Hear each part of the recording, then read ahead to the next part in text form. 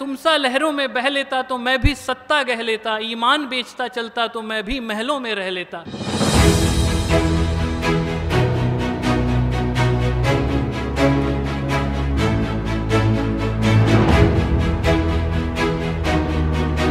To start the event, I would welcome Shri Sarvesh Tiwari ji, Chairman PRSD of the Public Relations Society of Delhi.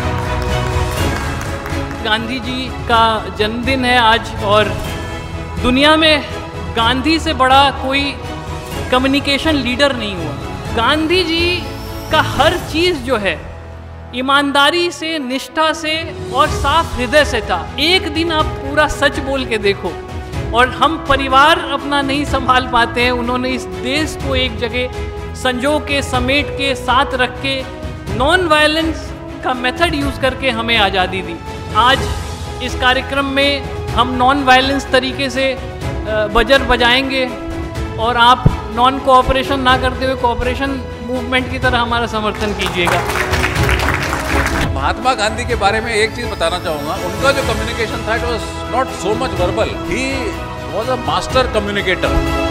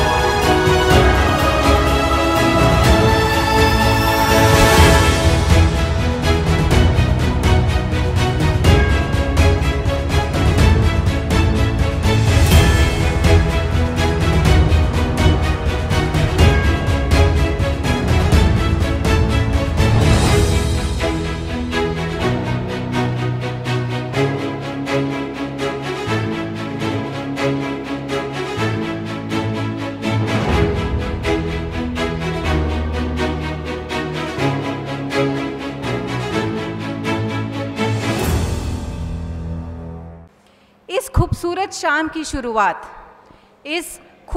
शाम की शुरुआत से पहले क्या मैं आप सब से एक जोरदार उत्साह की अपील कर सकती हूँ? तालियों से और पूरे जोश से आज की शाम का स्वागत करें। Thank you. Let's embark on this journey together. Thank you for being here, and let's make the most of this time together. To start the event, I would welcome Shri Sarvesh Tiwari ji, Chairman PRSD of the Public Relations Society of Delhi, to deliver welcome note.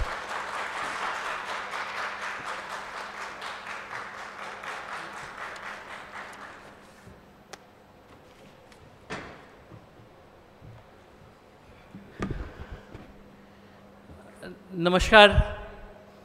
मैं सबसे गुजारिश करूंगा कि थोड़ी देरी से हमने शुरू किया, तो थोड़ी जल्दी हमें कार्यक्रम को समय पे पूरा करने के लिए थोड़ा जल्दी काम करना पड़ेगा, और आप लोगों का साथ और समर्थन चाहिए। सबसे पहले तो मैं आप सबका धन्यवाद करता हूं कि आप सब आए हैं, and I welcome everybody who is present in this hall. ख़ास तौर पे मैं पहले टेबल से शुरू करूं तो गुरुजन सामने बैठे हुए हैं, सबको नमन है, सबको प्रणाम है। मैं अगर बाएं जाऊं तो कम्युनिकेशन के सारे लीडर्स हमारे बीच आज उपलब्ध हैं, और ये हमारे लिए बहुत खुशनसीबी है कि सब लोग आए हैं। और एक छुट्टी वाले दिन अगर एक जगह सारे लोग इकट्ठा हो जाएं तो आप समझो कि आपका कहीं ना कहीं मान सम्मान है, और मुझे लगता है कि ये PRSD की और कॉमसड्डा की एक जीत है। तो आप सबका आशीर्वाद आज मिले। आज हम चर्चा जो करेंगे वो 2-3 ख़ास विषयों पे करेंगे। गांधी जी का जन्मदिन है आज, और दुनिया में गांधी से बड़ा कोई कम्युनिकेशन लीडर नहीं हुआ। गांधी जी का पूरा जीवन, कल शिशिर भैया से बात हो रही थी तो उन्होंने बोला पूरा जीवन ही, आज ही बात हो रही थी कि पूरा जीवन ही अपने आप में कम्युनिकेशन है। एक एक चीज़, उनका रहन सहन, कब उन्होंने क्या पहना, क्या बोला, क्या कहा, कहाँ कैसे क्या करना है और कहाँ क्या क्या नहीं करना है, ये दोनों चीज़ों की समझ जो महात्मा गांधी को थी वो किसी को नहीं रही। मैं चंपारण से आता हूँ। चंपारण ने गांधी को बापू बनाया। चंपारण के किसान ने सबसे पहले गांधी जी को बापू कहा था, और मेरा सौभाग्य है कि उस धरती से मेरा नाता है। मैं आज इस कार्यक्रम में 2-3 चीज़ों को शैलजा बोलेंगी, बट आप सबसे गुजारिश रहेगी कि हम नॉन वायलेंस तरीके से बजर बजाएंगे और आप नॉन कोऑपरेशन ना करते हुए कोऑपरेशन मूवमेंट की तरह हमारा समर्थन कीजिएगा। सबके लिए थोड़ा सीमित समय है। होता क्या है कि जब आपसे बड़े लोग सामने होते हैं तो बहुत तरीके से ही घंटी भी बजानी पड़ती है। तो गांधी जी के मूल्यों को फॉलो करते हुए हम चाहेंगे कि आप सब हमारा साथ समर्थन दें। और एक चीज़ मैं ज़रूर कहूँगा कि चंपारण की धरती के एक हमारे कवि हुए थे, कविवर गोपाल सिंह नेपाली जी। उन्होंने कहा था कि तुम सा लहरों में बह लेता तो मैं भी सत्ता गह लेता, ईमान बेचता चलता तो मैं भी महलों में रह लेता। तो गांधी जी का हर चीज़ जो है ईमानदारी से, निष्ठा से और साफ हृदय से था। एक दिन आप पूरे दिन में पूरा सच बोल के देखो, और हम परिवार अपना नहीं संभाल पाते हैं, उन्होंने इस देश को एक जगह संजो के, समेट के, साथ रख के, नॉन वायलेंस का मेथड यूज़ करके हमें आज़ादी दी। हमें उसका एहसास नहीं होता है। मुझे बहुत ज़्यादा दुख लगता है जब हम जाके, ख़ास तौर पे आप गूगल पे जाके जब खंगालेंगे तो एक ऐसी साजिश चल रही है जिसमें मेरा हृदय सही में रोया जब मैंने देखा कि आधे से ज़्यादा नेगेटिव चीज़ें आज यूट्यूब पे पड़ी हुई हैं। सो हम जैसे लोग जो गांधी को समझते हैं, जो जीते हैं, जो सोचते हैं, उन सबको एक साथ इकट्ठा होने की ज़रूरत है। और गांधी जी के कम्युनिकेशन की 2 चीज़ें मैं ज़रूर कहना चाहूँगा, उसके बाद मेरे गार्जियन और गुरु को मैं बुलाऊँगा। मैं चाहता था कि पूरा हॉल भर जाए उसके बाद ही, क्योंकि उनका हक इससे कम नहीं बनता है। तो एक गांधी जी ने एकमात्र नेता रहे जिन्होंने राष्ट्र बनाया। उससे पहले यहाँ पे छोटे छोटे राज्य होते, लोग इन बातों को समझते नहीं हैं, और लोगों को जोड़ा। हर तबके का आदमी किस तरीके से क्या कम्युनिकेशन करना है वो गांधी जी जानते थे। सिंबॉलिक कम्युनिकेशन, कपड़ों से उन्होंने कितना बड़ा कम्युनिकेशन दिया कि मैं आम आदमी हूँ। हर चीज़ में मैसेजिंग थी। मैं चूँकि अब हॉल भर गया है और मैं समय कम है, तो मैं बुलाना चाहूँगा मेरे गुरु, मेरे गार्जियन और कम्युनिकेशन के पितामह, दिल्ली मेट्रो के principal executive director Shri Anuj Dayal ji को, आके sir as a keynote speaker हमारे को अपनी बात रखें।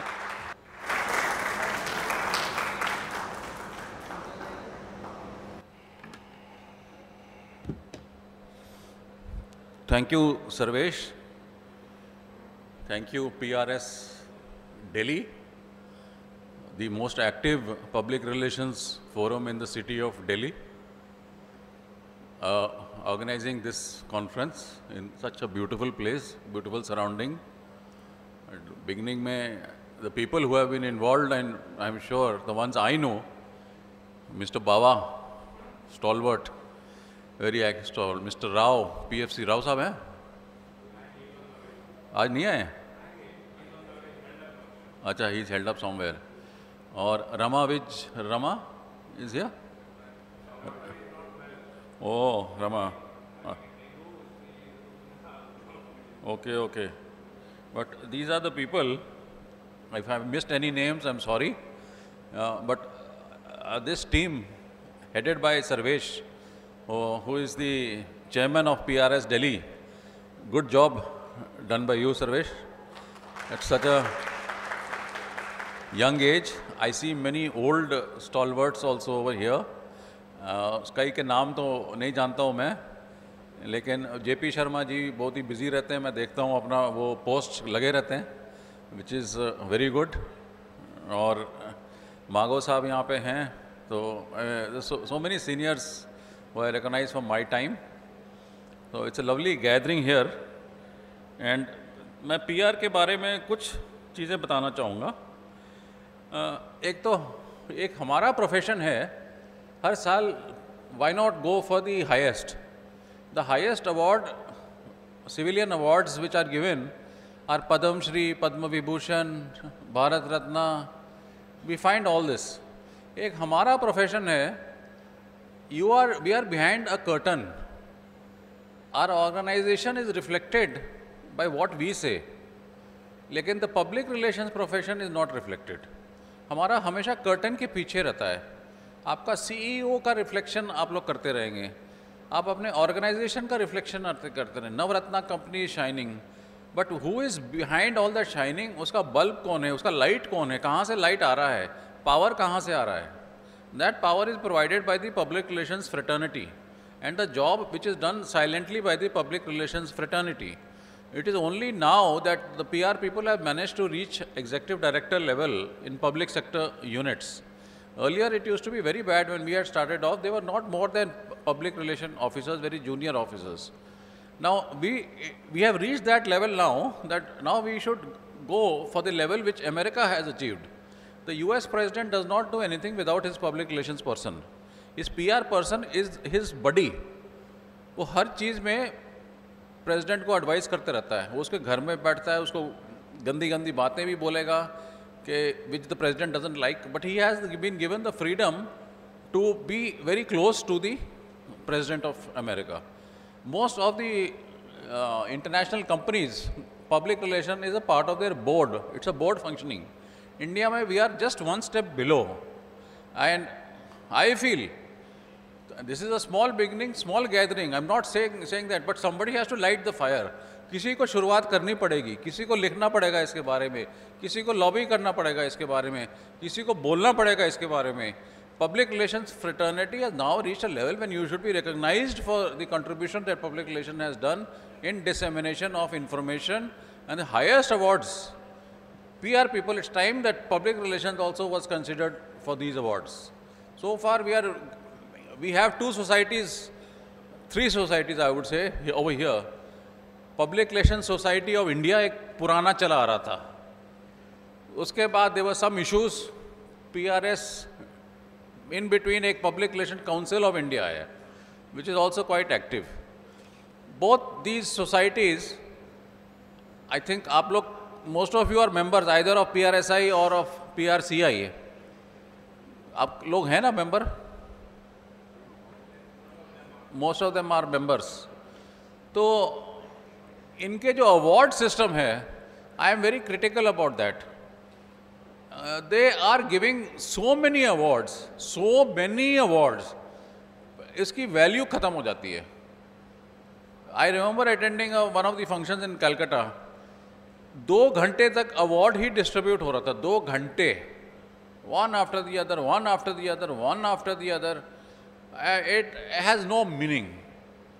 It has absolutely no meaning if you give away so many awards. Anybody who gets an award, I mean, ठीक है, we want sponsors, but you should not link sponsors to ये ज़रूरत है sponsorship का आपको, but it doesn't mean that awards should be degraded. Some of you may not like it, but awards की value रखिए. Give awards, give limited awards, controlled awards, तभी इसकी value रहेगी. अगर आप 200 अवार्ड बांटेंगे एक फंक्शन में, 250 अवार्ड बांटेंगे, तो what is the sanctity of the award? There is absolutely no sanctity of such awards. Second thing, I find that this is dominated by most of us who are in government और somehow connected with government or public sector institutions. The top private sector companies, ये पहले भी बोल चुका हूँ, whether it is Coca Cola, whether it is Nestle, you really find their PR heads. In my field in metro, we have Alstom, we have Bombardier. We don't find these multinational people being part of PR. Somebody has to make an effort. It's very easy for me to say it, but some youngster as part of the team has to draw these people inside. You have to make them part. Your sponsorship issue, getting funding also will be sorted out, because they have large budgets, these people. So you won't have that also. But that is something I would like to point out, that to some extent try as far as possible to involve some of these big PR companies also. And communication, today is Gandhi Jayanti, holiday है. इसका सबसे बड़ा plus point ये रहा कि मैं 1 घंटा पहले टाइम से पहुंच गया. कोई ट्रैफिक था नहीं दिल्ली में, तो मैं मायापुरी से निकला, अब 1 घंटा अब क्या करूं, आपका फंक्शन तो 3 बजे था, तो मैंने सर्वेश को फ़ोन किया कि भैया मैं 2 बजे पहुंच गया हूं, अब मैं क्या करूं। मैं समझा आपके चेयरमैन साहब बड़े आदमी हैं, वो मेरे को कॉफ़ी के लिए बोलेंगे, आइए सर मैं आपको कॉफ़ी अरेंज करता हूँ। इन्होंने मेरे को कॉफ़ी ऑफर ही नहीं किया। तो फिर मैं चला गया कनॉट प्लेस। कनॉट प्लेस में पता नहीं अगर आप लोगों ने ब्लू टोकाई कॉफ़ी पी है, wonderful coffee, blue Tokai latest, हाँ इंडिया की कंपनी है। मैं आई रीड अ लॉट, एक किताब ले गया था और मैं अपना खोला, आराम से कॉफ़ी पी, थोड़ा सा कुछ खाया। 1 hour was very blissfully spent in my company. So मैं अपने सर्विस मजाक कर रहा हूँ। I am just pulling your leg, nothing specifically. So Mahatma Gandhi के बारे में एक चीज़ बताना चाहूँगा, उनका जो कम्युनिकेशन था it was not so much verbal, he was a master communicator. और उनका अगर आप किताबें पढ़ें, वो कहते थे the biggest form of communication is this non verbal type of communication. आप कितना रूड हो सकते हैं, आप विदाउट सेइंग एनीथिंग कितना रूड हो सकते हैं। आपके साथ कोई हाथ मिलाने आए, आप दूसरे तरफ देखने लगे, आपने कुछ बोला नहीं, और 2 मिनट बाद आप उसकी तरफ देख के फिर आप अपना हाथ बढ़ाए। आप हाथ मिला रहा है और फिर अपना you put your hand like this and then put it forward. आप अपना वो राइट हैंड दे रहा है, आप लेफ्ट हैंड से कर लीजिए। वो आपसे आँख मिला रहा है, आप आँख उस तरफ कर लीजिए। This is called non verbal communication, जो हमने सब पब्लिक रिलेशंस स्टडीज़ में, आप अपना मुंह का थोड़ा सा फ्राउन कर लीजिए, उसको देखते ही थोड़ा सा शक्ल बना लीजिए। I mean there so many ways. आप साइलेंट रह लीजिए, कुछ बोलिए नहीं, मैंने तो कुछ बोला ही नहीं। There 1000 ways of communication, and Mahatma Gandhi ने लिखा है कि this is much more hurtful, this is much more harmful than any type of verbal communication. तो महात्मा गांधी से communicators have a lot to learn. थोड़ा बहुत महात्मा गांधी जी कंट्रोवर्शियल फिगर भी रहे हैं, जो लेफ्टिस्ट हैं they are very critical about him, but no doubt the gentleman was, I mean महात्मा है, बहुत कुछ किया है हमारे देश के लिए, and I think we should respect him. So PRS Delhi, congratulations on choosing today as for the get together and your annual get together. So Sarvesh, it was a very good idea that कि ऐसे auspicious day पे आप लोगों ने ये function किया, and I wish all the best to all the gathering here. Thank you very much.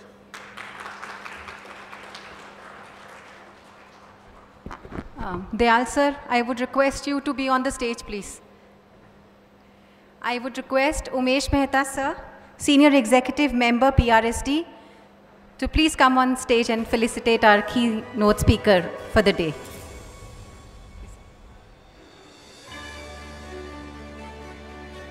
Dayal sir, center stage.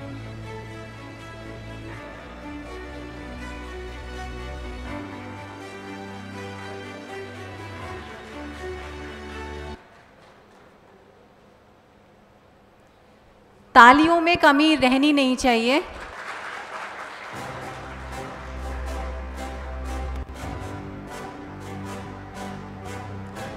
Thank you, Umesh sir. Thank you, Dayal sir.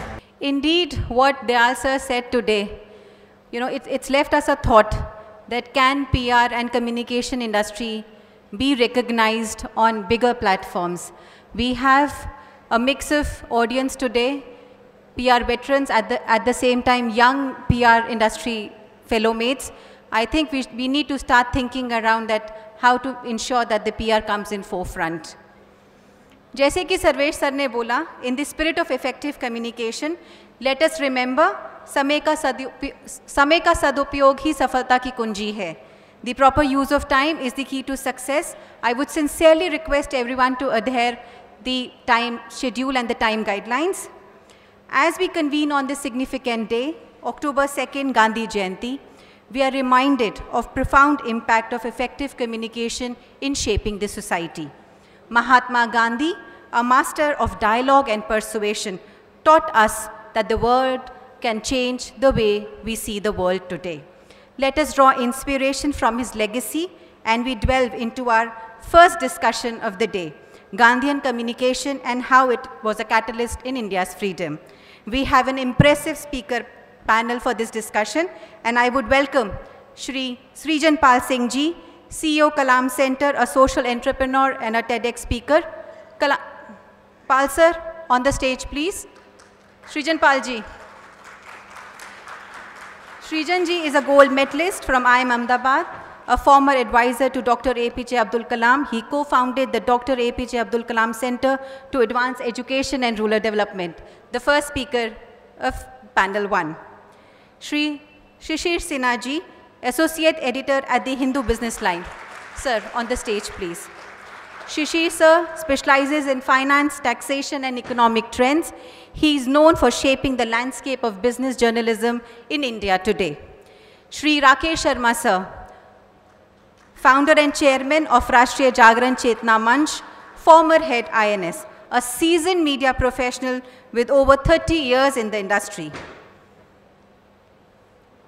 Dr. Jawahar Karnawat Ji, former general manager PR at Bank of Baroda, a distinguished scholar recognized in 2023 Limca book for his research on Hindi journalism. The session shall be moderated by Shri Sarvesh Tiwari Ji, Chairman of PRSD, founder and MD of PR Professionals. Sarvesh Ji is a communication expert with over 20 years of experience across media, government and corporate sectors. Just a quick note before we start the discussion. We've put a 30 minutes timer to the discussion, and I would request everyone to wrap the discussion around the same time. Thank you so much. Thank you. 10 minute हमारे कम हो गए हैं, 40 थे, तो मेरी गुजारिश है, मैं माफ़ी चाहता हूँ उसके लिए. परिचय वैसे शैलजा ने दिया है, बट फिर भी मैं दो लाइन में बोलना चाहूँगा कि सृजन सर ऐसे शख्सियत है कि जिनके आसपास भी आप बैठ जाएं तो आप कुछ लेके जाएंगे, और मैं इसलिए इनके आसपास घिरा रहता हूं किसी ना किसी बहाने से. सो मैं आप यहाँ पे जो लोग मौजूद हैं, अगर ज़िंदगी में कुछ सीखना है तो आप ज़रूर आसपास रहिएगा. शिशिर भैया को मैं ये जानता हूँ कि भारत की पत्रकारिता में, पूरे भारत में कोई ऐसा शख्स नहीं है जो हिंदी, अंग्रेजी, बिजनेस, ज़मीन, आकाश, पॉलिटिक्स, हर सब्जेक्ट को उसी तरीके से जानता है जैसे एक्सपर्ट्स जानते हैं. सो आपके जैसा हमने नहीं देखा. Thank you so much. हमारे साथ शर्मा सर के बारे में, सर इंडियन न्यूज़पेपर सोसाइटी को हेड कर रहे थे और वहाँ मेरी मुलाकात हुई, और जितने ऊंचे ये हैं आप बहुत दूर से देख पाते हैं और बहुत देर से समझ पाएंगे कि ये कितने महान हैं. तो सर से हमेशा सीखने को मिला, और सर से अभी हमारा परिचय हुआ तो एक बहुत ही प्रतिष्ठित, इन्होंने 27 कंट्रीज़ में इनकी लिखी हुई किताबें गई हैं. मैं शुरुआत करना चाहूँगा सर आपसे. आज चूँकि आप बहुत, मैंने कई बार सुना है सर कि AI के ऊपर और बाकी सारी चीज़ों पे, सो मेरा सवाल ये है कि जिस तरीके से आज हम AI और बाकी सारी चीज़ों को देख रहे हैं, क्या अगर पत्रकारिता ऐसी ही या ऐसे सोशल मीडिया की चीज़ें उस वक़्त होती तो क्या हमें आज़ादी मिली होती या नहीं मिली होती, और उसके क्या प्रोज एंड कॉन्स है? बिकॉज मैं ये देखता हूँ कि अगर नफ़रत फैलाने वाला कोई आदमी ताकतवर है तो वो तो सारा डिस्ट्रॉय कर देता, और अंग्रेज़ तो 2/3 दुनिया जीत चुके थे. सो मैं ये पूछना चाहता हूँ कि ऐसी स्थिति में आपका क्या सजेशन है सर, और क्या भारत सही दिशा में, कोई बात नहीं, हम तो देसी लोग हैं, एक के साथ एक फ्री नहीं आ रहा है तो कोई बात. हाँ, so बस ठीक है ना, हो गया. Okay, good. सो धन्यवाद मुझे यहाँ बुलाने के लिए, और इतने गणमान्य व्यक्तियों के बीच में बैठकर मुझे बहुत गर्व महसूस हो रहा है. आपके सवाल में मतलब कई डिमेंशंस हैं. पहला डिमेंशन ये है कि जो AI का जो युग आ चुका है उसमें कम्युनिकेशन का क्या स्थान है और क्या इम्पैक्ट है, और दूसरा ये कि क्या आज़ादी मिलेगी या नहीं मिलेगी. शायद हम उसी में पिरोने की कोशिश करेंगे. अगर आप इस माइक को देखिए, this mic is a tool, I am the agent. मैं कुछ बोलता हूँ, ये माइक उसको एम्पलीफाई करता है. अगर आप अपना पेन निकालिए, आप कुछ सोचते हैं, पेन उसको लिखता है. तो पेन टूल है, एजेंट आप हैं. हर चीज़ में। दुनिया के टेक्नोलॉजिकल प्रोग्रेस में आज तक, अब तक हमने टूल्स बनाए हैं, करेक्ट? लेकिन AI is the first time ऐसा मानव जनित एक आविष्कार है जो टूल की जगह एजेंट बन रहा है। एंड एआई एजेंट थिंक करता है ना, मैं सोचता हूँ, मैं चाहता हूँ कुछ, और टूल उसको एक्सप्रेस, एम्पलीफाई, नोट या जो भी करता है। AI has started to think for itself, specially generative AI. अभी आप कहेंगे नहीं जनरेटिव एआई मैं बताता हूँ वो तो वही बनाता है, लेकिन जो बिगर कॉस्मॉस है एआई का, it is learning on itself. This is called machine learning, और ये पहली बार हो रहा है। And this is going to change everything. Even right up to 5-6 साल पहले तक बराक ओबामा का एक there is a lecture in which president Barack Obama, तब प्रेसिडेंट नहीं थे, ही टॉक्ड अबाउट कि the way to reveal the truth is to have as much information as you can. मतलब जितनी नॉलेज उतना ही आप सत्य के करीब पहुंच जाएंगे। और आज हम गांधी जी की जयंती पे हैं, सत्य बहुत इंपॉर्टेंट है, उन्होंने तो एक्सपेरिमेंट्स विद ट्रूथ भी किया था। ये सब वैलिड था आज से 3 साल पहले तक या 2 साल पहले तक। आज अगर आपके पास ज़्यादा इंफॉर्मेशन है या एक्सेस है सारी इंफॉर्मेशन का, तो भी क्या आप ट्रूथ की डिस्कवरी कर पाएंगे? ये सवालिया निशान है, बिकॉज इंफॉर्मेशन को मैन्युफैक्चर करना इज मच ईजियर ना। अब मिस इन्फॉर्मेशन, डिसइंफॉर्मेशन के एरा में हम आ चुके हैं। इसलिए just by having access to information does not guarantee you the pursuit of truth और the discovery of truth, which is the first time in human history. तो एआई का जो इम्पैक्ट होगा पीआर, कम्युनिकेशन, इंफॉर्मेशन एज में, उसको predict करना मुश्किल है, specially when AI starts thinking for itself, which is called singularity, जो अगले 2-3-4 साल में आ जाएगी, ठीक है। और अगर हम ऐसे कम्युनिकेशन टूल्स के हिस्ट्री में जाएं, तो last big revolution was Gutenberg और प्रिंटिंग प्रेस। 1454 में प्रिंटिंग प्रेस आई। पहली number 1 book which was printed, best selling book was the Bible. Europe में थी, बाइबल बिकेगी। सेकंड नंबर पे कौन सी थी? Can you take a guess? Dictionary? No, it was not a dictionary, German book थी। एंड क्योंकि गुटेनबर्ग जर्मन रीजन के हैं, the second most popular book, Das Kapital comes much later. In the year 1487-86, a book comes called Malleus Maleficius, which is called The Hammer of the Witch. The Hammer of the Witch, written by an author called Kramer, becomes international bestseller, मतलब Europe bestseller. And in the next 20 years, I think 15 editions are reprinted.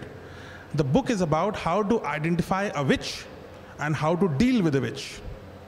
तो चुड़ैलें झाड़ू पर चलती हैं, चुड़ैलें सेटन से बात करती हैं, चुड़ैलों को जलाना चाहिए, चुड़ैलों को तड़पाना चाहिए, तब वो एडमिट करेंगी।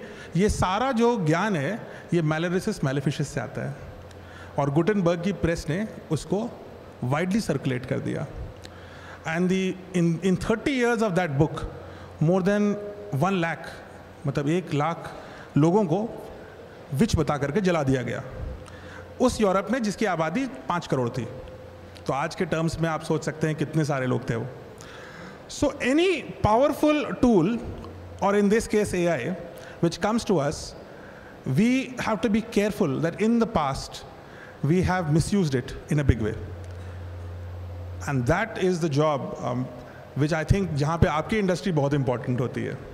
The PR industry becomes very important, not for dissemination of information, but for in this vast pool, इतनी समुंदर है information का, उसमें सत्य की खोज कहाँ करनी है, उसमें आपका रोल नेशनली इंपॉर्टेंट है. आई थिंक अनुज सर भी यही बात कर रहे थे कि that is why it is so important to celebrate and give power in a democracy to the profession.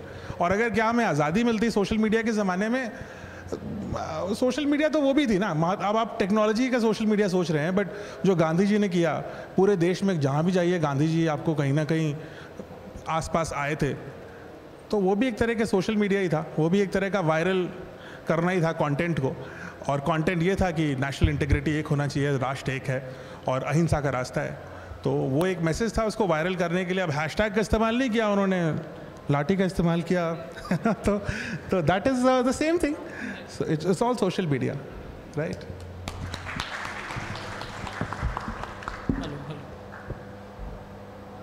इतनी अच्छी अच्छी बातें सर ने बताई। सर मैं वहीं से क्लू लेते हुए शिशिर सर के पास आना चाहूँगा, बिकॉज पत्रकारिता से इतना बड़ा नाता है। और जब गांधी जी ने हरिजन पब्लिकेशन शुरू किया सर, और ये शब्द भी बनाया, तो 3 भाषाओं में उन्होंने गुजराती, हिंदी और अंग्रेजी में शुरू की। और मुझे जितना ध्यान है, जो मैं पढ़ा हूँ, उसमें ये था कि गांधी जी ने न्यूज़ व्यूज़ दोनों को बराबर रखा, इनफैक्ट व्यूज़ को ज़्यादा जगह दी। और क्या उस समय व्यूज़ की आवश्यकता बहुत ज़्यादा थी, और क्या ऐसे व्यूज़ की वजह से लोगों के मस्तिष्क में, सोच में कोई परिवर्तन आया जो आज़ादी की तरफ रुख अग्रसर हुआ हमारे देश का? उस पर मैं थोड़ा जानना चाहूँगा।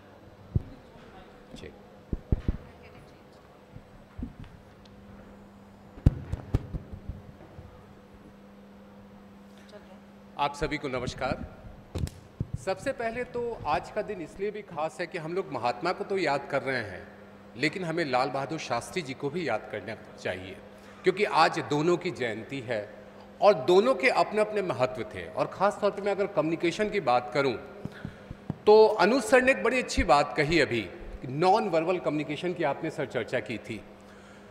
अल्बर्ट मेहराबिया थ्योरी ऑफ कम्युनिकेशन, जो कि कम्युनिकेशन की सबसे बड़ी थ्योरी आज के ज़माने में मानी जाती है, जिसको हम लोग 7-38-55 738-55 के नाम से जानते हैं। और 738-55 क्या है? 55% आपका बॉडी लैंग्वेज है, 38% आपका टोन है और 7% आपके वर्ड हैं। तो महात्मा गांधी की अगर हम लोग बात करें या लाल बहादुर शास्त्री जी की बात करें, दोनों के ही कम्युनिकेशन थ्योरी की एक खास चीज़ ये थी कि उनका टोन और बॉडी लैंग्वेज वर्ड से कहीं ज़्यादा महत्व रखता था।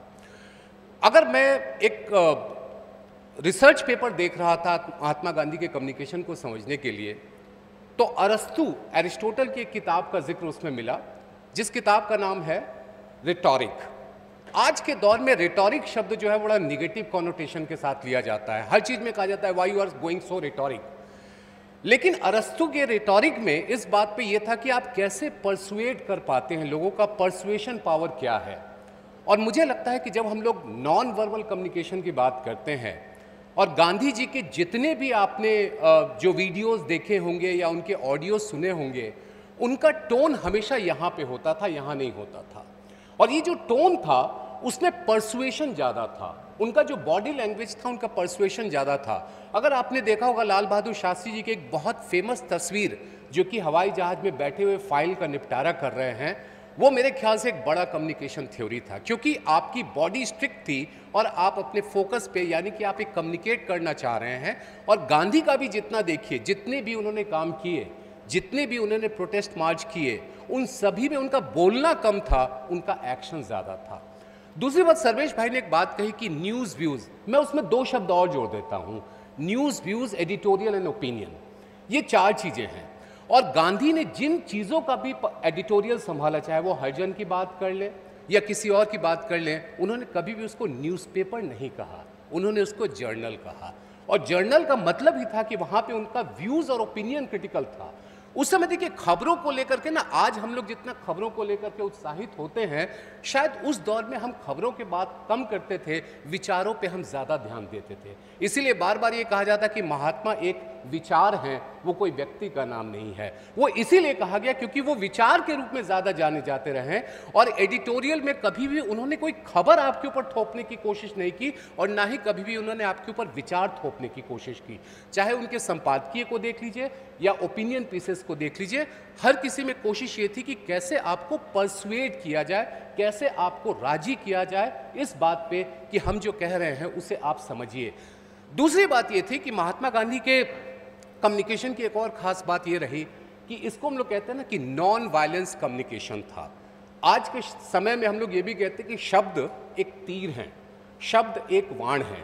महात्मा गांधी के शब्द कभी भी तीर या बाण नहीं थे। महात्मा गांधी के शब्द हमेशा एक सोलेस देते थे, एक सांत्वना देते थे, एक राहत देते थे, इसीलिए वो कम्युनिकेटर अच्छे कहलाए।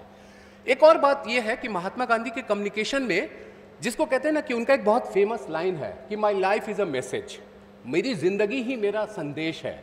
ये क्या था? जो आप कर रहे हो, जो आपका एक्शन है, वही आपका कम्युनिकेशन है। उन्होंने ऐसा कुछ भी नहीं किया जहां पर लगे कि वो कुछ अतिरिक्त कर रहे हैं, बल्कि वही किया जो सामने वाले के सामर्थ्य के अंदर था। तो कम्युनिकेशन में एक तो हम जब नॉन वायलेंस पे आए और दूसरी तरफ हमने उसके पोटेंशियल को पहचाना, हमने अपनी क्षमता को पहचाना। तीसरी बात जो कि बहुत ही महत्वपूर्ण है कि क्या हम सामने वाले के स्तर पे बात कर पा रहे हैं कि नहीं। हमने इंटरपर्सनल कम्युनिकेशन को हमने ये समझा कि नहीं कि सामने वाला मेरी बात समझ पा रहा है या नहीं, मेरी बात को पहुंच पा रहा है कि नहीं। हम लोग ये अक्सर गलती करते हैं। सर आपने बहुत अच्छी बात कही कि हम हाथ मिलाते हैं, देखते कहीं और हैं। कई बार ऐसा होता है कि हाथ मिलाने के बाद हाथ पोंछने लगते हैं, which is also a very bad communication. और आपने देखा होगा कि गांधी जी की बातों में कभी भी अगर आपने उनके वीडियोस देखे हो या उनके ऑडियो सुने हो, आपने हमेशा महसूस किया कि वो आपके स्तर पे आकर के आपसे बातचीत कर रहे हैं। तो ये जो इंटरपर्सनल कम्युनिकेशन था, तो पहली तरफ हमने नॉन वायलेंस कम्युनिकेशन देखा, फिर हमने इंटरपर्सनल कम्युनिकेशन देखा। और एक और बात जो कि उसमें बहुत ज़्यादा महत्वपूर्ण रही कि महात्मा गांधी जी ने कभी भी आपके ऊपर अपने विचार थोपे नहीं, फोर्सफुल कम्युनिकेशन नहीं था।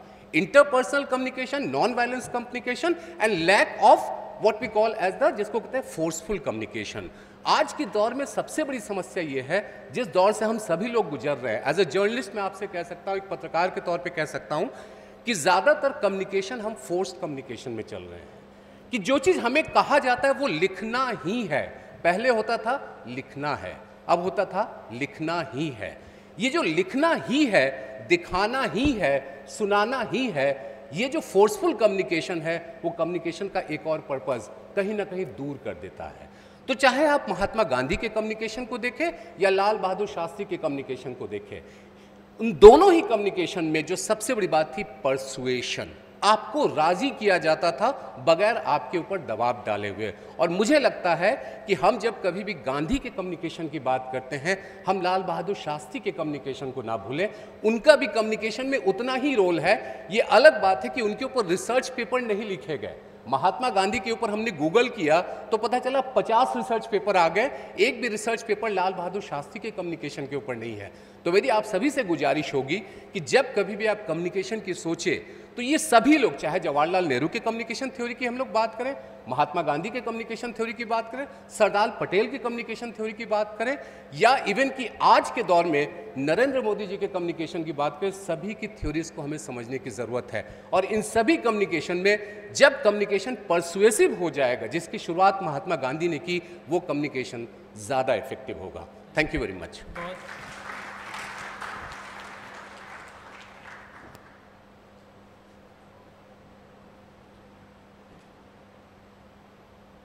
सारा, मेरी आवाज़ आ रही है?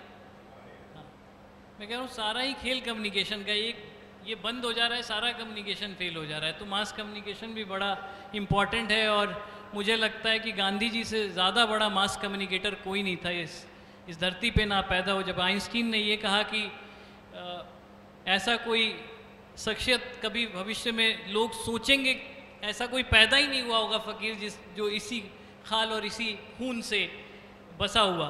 सो दुनिया ने माना, चाहे मार्टिन लूथर किंग हो, इवन स्टीव जॉब्स अगर कभी अपने गुरु मानते हैं किसी को, दुनिया का सबसे बड़ा नेता किसी को मानते थे, तो वो महात्मा गांधी को मानते थे। मैं सर से ये ज़रूर जानना चाहूँगा, सर शर्मा सर से, कि आपने सर इतने सालों की पत्रकारिता करी है और आपकी लिखी हुई बहुत सारी चीज़ें मैं रोज़ पढ़ते रहता हूँ। जब एक फ़कीर गांव-गांव गया सर, जितनी समस्याएं थी, चाहे वो जात पात की समस्या थी, धर्म की समस्या थी, इलाकों की समस्या थी, बटा हुआ भारत था, उसको संगठित करने के लिए किस तरीके के खास प्रयास उन्होंने किए। अगर कम्युनिकेशन के माध्यम से हम बात करें, जैसे सर ने नॉन वर्बल कम्युनिकेशन की बात की, भैया ने अखबार की बात की, तो क्या इसके अलावा भी कुछ ऐसी चीज़ों पे गांधी जी का फोकस था और सिंबॉलिक कम्युनिकेशन उनका जो था इतना सशक्त था? तो भारत को जोड़ने के लिए जो उन्होंने काम किया, उसके अंदर क्या क्या महत्वपूर्ण चीज़ें उन्होंने की जिससे कि आज़ादी की तरफ हम अग्रसर हुए, ये शर्मा सर से मैं जानना चाहूँ।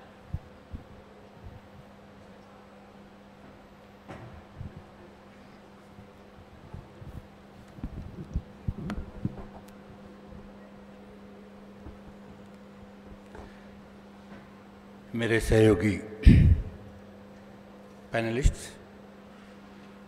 सभागार में उपस्थित समृद्ध प्रबुद्ध पीआर प्रोफेशनल्स,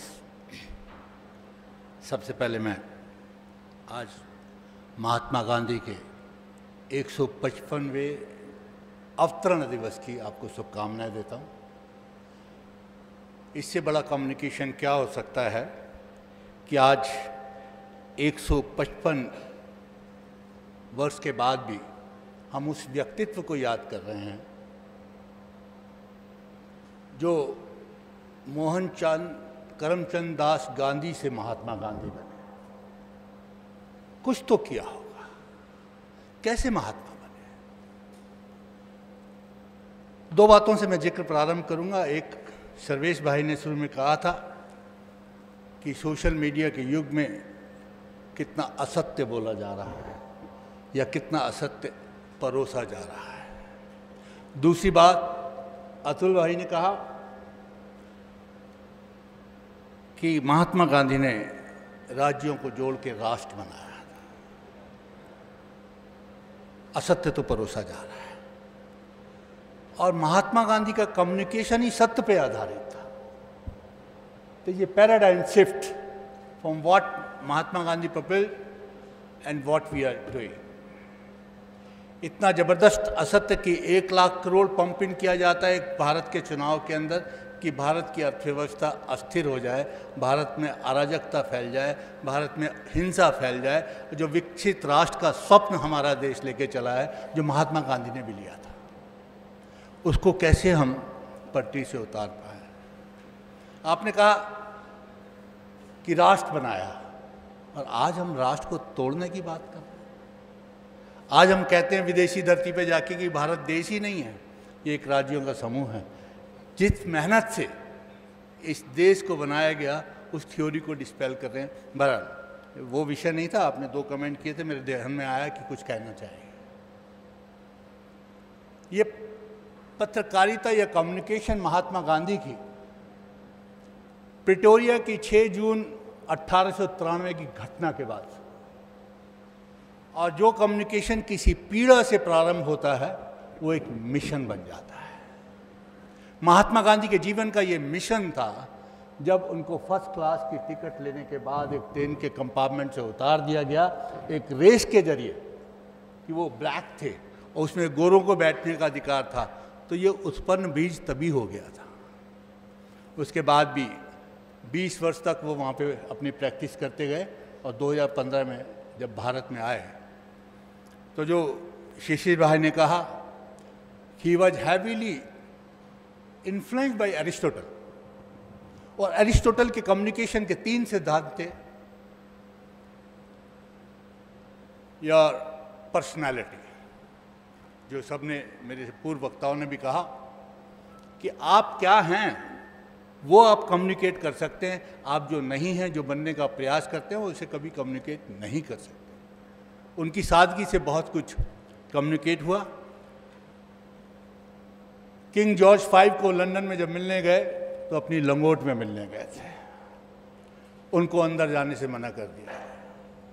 लेकिन उन्होंने कहा यदि मिलना है किंग जॉर्ज को तो मैं ऐसे ही जाऊंगा, मेरे देश में लोग के पास कपड़ा नहीं है, मैं कैसे कपड़ा पहन के जा सकता। और किंग जॉर्ज मिले। जब बाहर निकले तो पत्रकारों ने उनसे पूछा कि आप ऐसे कैसे गए, आपके पास कपड़े नहीं थे क्या? कहते मेरे जो कपड़े थे उन्होंने डबल कपड़े पहने हुए थे, उनके पास डबल कपड़े थे, तो उन्होंने कम्युनिकेशन दिया, कैसे कैसे कम्युनिकेट करते हैं। जो 3 बातें एरिस्टोटल से उन्होंने ली कि आदमी को आइडियल कैरेक्टर होना चाहिए, जो महात्मा गांधी का था। दूसरी बात उन्होंने कहा, जो एरिस्टोटल से उन्होंने पिकअप किया था, लॉजिकल थिंकिंग होना चाहिए। And then third was you should be able to connect with the people. यदि आप लोगों से कनेक्ट नहीं हो रहे हैं तो आप कम्युनिकेट नहीं कर सकते। पत्रकारिता उनके खून में थी। सबसे पहला अखबार 1903 में उन्होंने ओपन इंडिया साउथ अफ्रीका में निकाला। उसके बाद जब भारत आए 2015 में, सबसे पहला काम उन्होंने नवजीवन प्रेस को खरीद के नवजीवन को निकाला। हरिजन के 3 संस्करण मेरे पहले वक्ताओं ने कहा उन्होंने निकाले, और एक यंग इंडिया भी निकाला। उनका सिद्धांत सिर्फ ये था, उस जमाने में जब अंग्रेज़ों का इंडिया था, जब पाकिस्तान भी भारत का अंग था, बांग्लादेश भी भारत का अंग था, और कोई संसाधन आज की तारीख में मैं घर से चलता हूँ, गाड़ी में बैठता हूँ, एयरपोर्ट तक पहुँचते पहुँचते मेरा आर्टिकल कंप्लीट हो जाता है 10 मिनट के अंदर। ये संसाधन हमारे पास ऐसे हैं, उनके पास संसाधन नहीं होते थे। और पूरा भारत, जब वो भारत की धरती पे उतरे, उन्होंने देखा कि मैं पहले देश को समझूं, देश को जानूं, देश के लोगों के पास जाऊं, मेरे देश के लोग कैसे जाते, how will I communicate with them unless I know about them. He travel length and breadth, और 4 मैगजीन निकाला करते थे जो वीकली खुद से, और उसका संपादन भी खुद करते थे। तो उनसे किसी पत्रकार ने पूछा आप टाइम कैसे निकालते हैं, how do you work out your time? कहते मैं मीटिंग्स के बीच में जो समय मिलता है उसमें मैं लिख देता हूँ। और उस समय कम्युनिकेशन के साधन नहीं थे, तो कहते मैं कोशिश करता हूँ जब मैं ट्रेन से यात्रा करता हूँ कि ट्रेन में अपना लेख लिखूँ, क्योंकि डेडलाइंस मीट करनी होती हैं अखबारी दुनिया के अंदर, और वो दूसरे स्टेशन पे पहुँचने से पहले मैं अपने न्यूज़ को, अपने एडिटोरियल को या अपने समाचार को डिस्पैच कर सकूँ। ये कमिटमेंट थी उनकी। और 4 अखबारों के प्रति सच्चाई, ही वॉज ऑलवेज ट्रुथ, कि मैं सत्य के अलावा कुछ नहीं बोलूँगा, और जीवन पर्यंत सत्य पे रखे। अहिंसा, अहिंसा का मार्ग।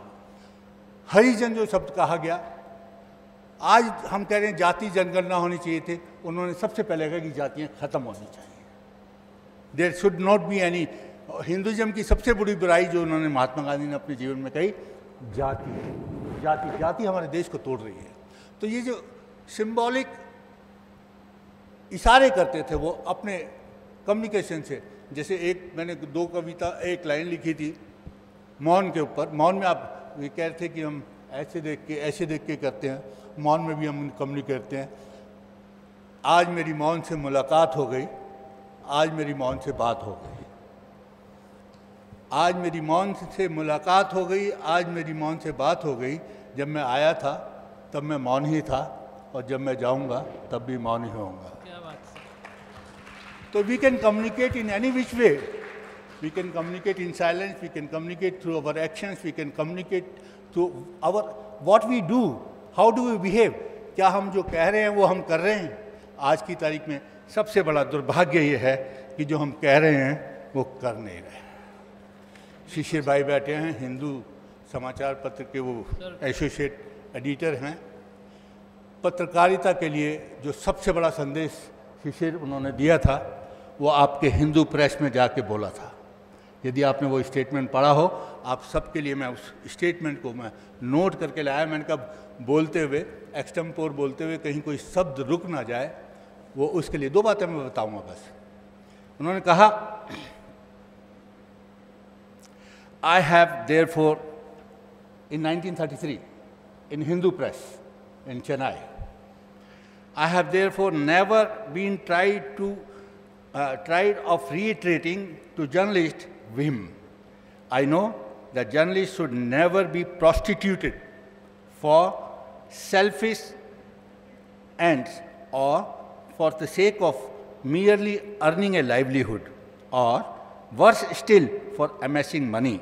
Journalism to be useful and serviceable to the country will take its definite, its best for the service of the country, and whatever happens, the views of the country, irrespective of consequences, should be top of your mind. That was Mahatma Gandhi. Another thing which he cautioned to the advertising world and to the editors and the reporters of that time, he said, so he was against the alcohol, कि हमारे अखबार लिखते हैं, editors लिखते हैं कि शराब पीना खराब है, और उसी अखबार में वो शराबों के विज्ञापन भी छापते हैं। तो कोई ऐसा मॉनेटरी एल्योरमेंट नहीं होना चाहिए जो कि आपके थॉट से मैच नहीं कर रहा। ऐसे विज्ञापन भी नहीं हमारे पास आने चाहिए। इस प्रकार की जो संदेश उन्होंने दिए वो आज भी पूरे विश्व को, भारत को ही नहीं, जगाते रहे हैं। आज हम महात्मा गांधी को एज ए फ्लैश याद कर रहे हैं। महात्मा गांधी वो फ्लैश नहीं थे, वो एक विचार थे, और विचार की आयु सनातन होती है, आदि से अनंत तक होती है। ये रहने वाला विचार है, हमें इसको एमुलेट करना चाहिए। We must live that thought what Mahatma Gandhi gave to us, जो कि 56 देशों में उनकी जो स्टैचूज लगे हैं, उन्होंने कुछ तो ऐसा किया होगा। मैं ये मानता हूँ 200-300 वर्ष के बाद वो भी एक भगवान की तरह पूजे जाने वाले हैं। I am grateful to that great soul who helped us in gaining independence without any violence. Thank you very much. Thank you so much. Thank you so much, sir. अब मैं गुजारिश करूंगा क्योंकि समय कम है तो बैठ के ही बोले जो बाकी हमारे, क्योंकि 5 मिनट का समय है सर।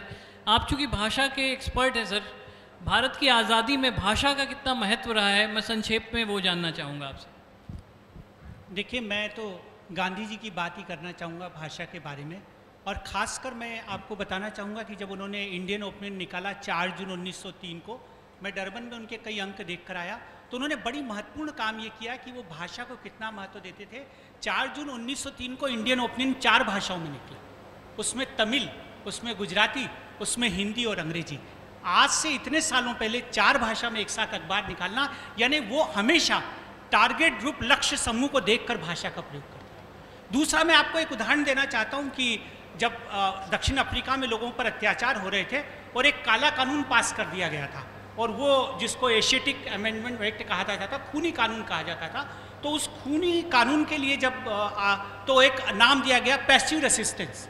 तो लोगों ने कहा, गांधी जी ने कहा ये पैसिव रेसिस्टेंट मेरे लोग क्या समझेंगे जो गुजराती जानते हैं हिंदी। तो उन्होंने इंडियन ओपिनियन में एक विज्ञापन छापा कि इसके लिए आप उपयुक्त शब्द दीजिए। तो 4 लोगों ने अलग अलग आए, मगनलाल गांधी ने दिया सद आग्रह, तो गांधी जी ने फिर तय किया कि ये सद आग्रह नहीं सत्याग्रह होगा, और वहीं से सत्याग्रह शुरू हुआ। तो इस प्रकार ये कितनी महत्वपूर्ण बातें हैं। दूसरा, जब उन्होंने इंडियन ओपिनियन के अगर आप अंक देखेंगे तो उन्होंने कितने विचार उसके माध्यम से दिए, और जो तीनों समाचार पत्र भारत में आके निकले, चाहे वो यंग इंडिया हो, चाहे हरिजन हो, उस पर उनकी पूरी छाप देखने को मिलती है। और उन्होंने कहा कि मैं यंग इंडिया अंग्रेजी में निकालूंगा तो मैं ऐसे कैसे लोगों तक पहुंचूंगा। इसीलिए आपने देखा होगा कि जब नवजीवन प्रेस शुरू की तो उन्होंने नवजीवन गुजराती में शुरू किया, उन्होंने नवजीवन हिंदी में शुरू किया, और कितने शब्दों को एक नई परिभाषा उन्होंने दी। और दूसरा, मैं खासकर जैसा कि उन्होंने कहा कि वो केवल खासकर तो वो, मैं तो कहता हूँ कि गांधी जी तो सर्वाधिक एक पत्रकार के रूप में जाने जाते हैं। उन्होंने अपना सारा कम्युनिकेशन उसके माध्यम से दिया। कई ऐसे उदाहरण मिलते हैं कि जब वो सभाओं में जाते थे, जैसे मैंने देखा एक झरिया की सभा में गए तो वहाँ पर कोयला मजदूर थे, लेकिन कुछ संभ्रांत लोग थे, तो उन्होंने कहा गांधी जी आप अंग्रेजी में बोलिए। तो उन्होंने कहा आप ये देखिए, क्या 50 अंग्रेजी लोगों के पीछे मैं सारे हजारे लोगों को मैं अपनी बात नहीं कहूँगा। बोले आपने मुझे सम्मान पत्र अंग्रेजी में क्यों दिया। इस प्रकार इतने उदाहरण हमें मिलते हैं। और आप जानते हैं उन्होंने ये कहा बार बार कि मैं अंग्रेजी का दुश्मन नहीं, मैं अंग्रेजी से प्रेम करता हूँ, लेकिन मैं अपनी भाषा के लिए सर्वप्रथम आगे रहूँगा, उसके बाद अंग्रेजी कहूँगा। और आपको याद हो, एक बहुत उनका डायलॉग फेमस है, जब भारत आज़ाद हुआ तो BBC के संवाददाता ने से उन्होंने कहा कि दुनिया से कह दो कि गांधी अंग्रेजी नहीं जानता। ये बड़ा उनका फेमस डायलॉग है, मार्क टेली ने उसका जिक्र किया, मार्क टेली दिया। तो इस प्रकार गांधी ने भाषा को स्थापित करने पर, आप जानते हैं कि जब राष्ट्रभाषा की वो बात करते थे तो उन्होंने एक बहुत अच्छा, आज जिस तरह की कई बार इतनी क्लिष्ट हिंदी समझ नहीं आता, गांधी जी ने तो हिंदुस्तानी का नारा दिया। और उनकी भाषा में जब आप देखिए उनका, आप कितने उनके किताबें पढ़ लीजिए, तो उन्होंने कहा भाई मैं तो हिंदुस्तानी को पसंद करता हूँ, जिसमें हिंदी और उर्दू का एक मिक्स स्वरूप सामने आता है। कितनी उनकी सहज शब्दावली उनके सामने आती है। मूलतः वो गुजराती भाषी थे, लेकिन वो कहते थे कि भाई गुजराती तो मेरी मातृभाषा है, लेकिन जिन्होंने कहा कि नहीं, अगर राष्ट्रभाषा होगी तो हिंदी होगी, हालांकि उसे हम स्वीकार नहीं कर पाए, संविधान में नहीं ला पाए, लेकिन उन्होंने भाषा का एक व्यापक स्वरूप हमारे सामने रखा। और दूसरा, आप देखिए कि पूरे भारत में मैं देखता था कि सर आज हम दक्षिण में हिंदी की बात करते हैं, लेकिन गांधी जी ने अपने बेटे को भेज के दक्षिण हिंदी प्रचार सभा चेन्नई में स्थापित कराई। आज लोग जानते नहीं कि वहाँ पर लगभग 1000 विद्यार्थी तो नियमित रूप से हिंदी पढ़ते हैं। तो पूरे देश में जिस तरह उन्होंने भाषा का, और उनको ये मानना था, खासकर जब हम पत्रकारिता की बात करते हैं तो बार बार कहते हैं कि स्वतंत्रता आंदोलन में अगर सर्वाधिक योगदान रहा तो हिंदी पत्रकारिता का रहा, और उस पत्रकारिता में भी सर्वाधिक योगदान रहा तो गांधी की पत्रकारिता रहा। मैंने पिछले दिनों एक स्टडी की है जो 27 देशों की हिंदी पत्रकारिता पर है 120 सालों की। तो मैंने पूरी स्टडी गांधी के साउथ अफ्रीका जाकर 2 बार उनके अखबारों की जब से थी, तो उन्होंने जो इंडियन ओपिनियन में जितना ज़बरदस्त काम किया, 500 से अधिक लेख तो उन्होंने लिखे, और गुजराती में वो लिखते थे तो उनके विषय अलग लिखते थे, लेकिन झकझोरते वो अंग्रेजी में थे। और लोग जब कहते हैं कि दक्षिण अफ्रीका में भी रहकर उन्होंने अंग्रेजों के खिलाफ कई लिखे, भारत की स्वतंत्रता के लिए लिखे, उन्होंने दक्षिण अफ्रीका की सरकार के लिए लिखे। और हालांकि उनकी प्रखरता आप जानते हैं, वेजिटेरियन, जब वो लंदन आए थे तो वेजिटेरियन मैगजीन से उन्होंने लेख लिखना शुरू किए थे, वेजिटेरियन पर, शाकाहार पर। लेकिन उनकी जो भाषा पर उन्होंने जो भारत को दिया है, मैं समझता हूं कि उनके जैसा कम्युनिकेटर भाषा के लिए नहीं रहा। समय समाप्त हो रहा है, इसलिए धन्यवाद। Thank you so much. Sorry, बहुत सारे हिकअप्स हुए, और सबसे बड़ा हमारा अपराध है श्रोताओं के ऊपर। बहुत बड़ा पाप होता है बोलने वाले का जब सुनने वाले सही से सुन ना पाए, चाहे वो साधन की दिक्कत की वजह से हो। एक चीज़ ज़रूर ख़त्म करने से पहले, वैसे तो मैं सर के पास आना चाहता था पर समय का अभाव है, कि जो हम आजकल बात करते हैं कैंपेन्स की, स्लोगन्स की, गांधी जी के स्लोगन्स और कैंपेन्स अगर आप देखेंगे, भारत छोड़ो, नमक सत्याग्रह, इवन सत्याग्रह, इतने सारे स्लोगन्स और कैंपेन्स उन्होंने किए, उससे बड़ा मिसाल कैंपेन्स और स्लोगन्स का भारत में कभी नहीं आया, ना आ सकता है। हम चाहे कितनी भी अंग्रेज़ी पढ़ लें और कितनी भी किताबें पढ़ लें, what he did is something which can never be done. So, and thank you everybody for your time. Sincere thank you to our esteemed speakers. Sincere thank you to the moderator. I would request Shri Rao sir to please join us on the stage for a small felicitation ceremony for the speakers. Shri Rao sir, General Manager, PR Power Finance Corporation.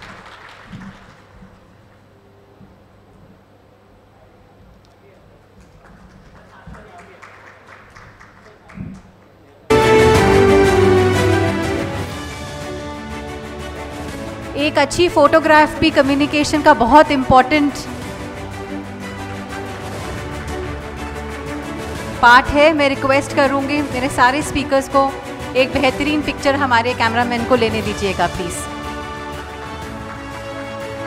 तालियां बजती रहनी चाहिए।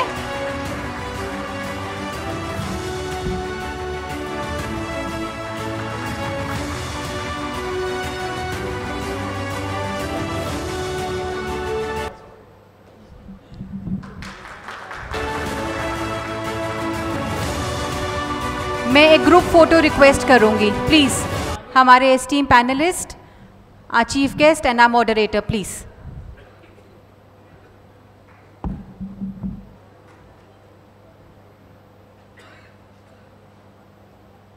I would like to make a special note to our sponsors here. They've indeed played an integral part to make this event a big success.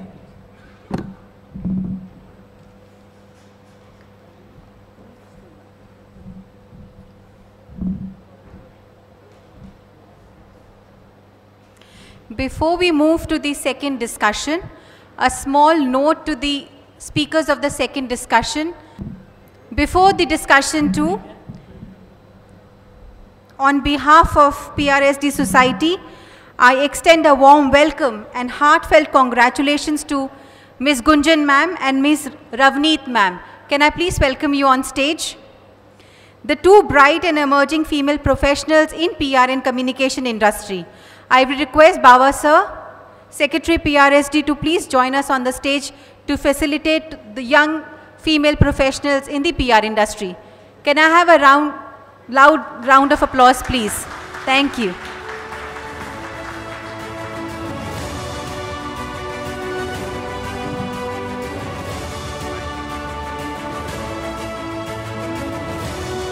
There is always a reason to jump the queue. One is, yes, young lot, she rightly pointed out, and we also believe in the ladies first.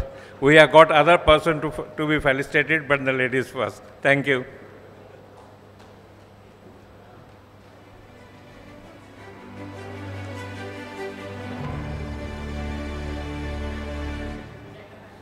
Gunjan ma'am, Ravneet ma'am, do support us with good pictures, please.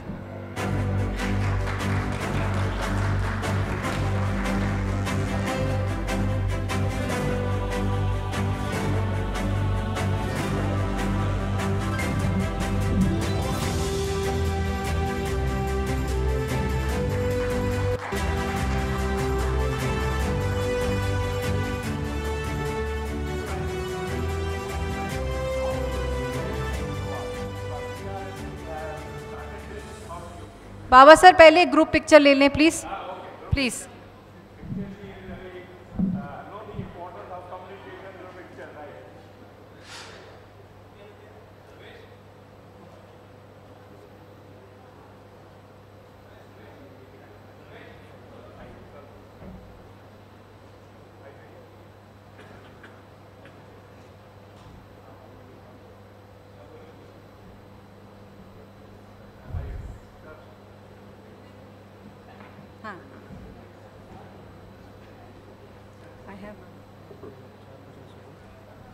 We are very thankful to PRSD and to our seniors, Mr. Dayal sir, for supporting us for the various things. Thank you. Thank you so much to PRSD for giving us this honor and inviting us to be a part of this event today. I would like to thank Mr. Anuj Dayal sir, who has been there since our journey. It's been like 20 years since we have joined DMRC, and sir has always been there like a leader and like a mentor and a guide who has been guiding us through, and he has been an inspiration for us. So I would like to imbibe so many things which he has, like his disciplined life, the kind of calm and composure he maintains in various situations. So I would like to learn a lot from you, sir. There's a long way to go. Thank you, sir. Good. Thank you. Yes, you come. You see, training and awards are the recognition of the hard work these people are doing. And that recognition, it is our duty to demonstrate you that this award has gone into the right hands. Thank you. Thank you, Baba sir. When women are empowered, they shape not just their families but the entire nation. Embracing this powerful thought, it's time to transition into our second discussion, the role of PR in nation building. I invite everyone's attention for this exciting segment as we have something truly special in store. This next speaker panel is unique and inspiring, an all-women lineup showcasing the strength, creativity and vision of women in public relations. Please welcome Ms. Tehseen Zaidi, Head External Communications, Syngenta India Private Limited. With 19 years of experience in corporate communication, Ms. Tehseen leads strategic storytelling at Syngenta, aiming to transform the agri-tech sector. Ms. Akshita Agrawal, currently leading PR and Comms at Magic Brick. Akshita has been consistently recognized by various agencies, including the prestigious E4M and IRPRA Under 40 Under 40 Awards. Ms. Jyoti Rai, Senior Communications and Public Relations Strategist, South Asia Rotary International. Jyoti has shaped Rotary Communication Strategy. Formerly at Care India, she managed National PR and Crisis Communication. Ms. Akanksha Jain, Head PR and Communications, Bharat Pay. Known as Startup Communications Expert, Akanksha has been a part of leadership team across various startups. She is known for crisis and change communications. To moderate this unique yet strong panel, we have the esteemed Dr. Sameer Kapoor, who has graciously accepted this challenging role. Dr. Sameer Kapoor is the Director at Factor PR with over 29 years of experience in corporate communication and capital markets. Please join me in giving them a loud round of applause, please.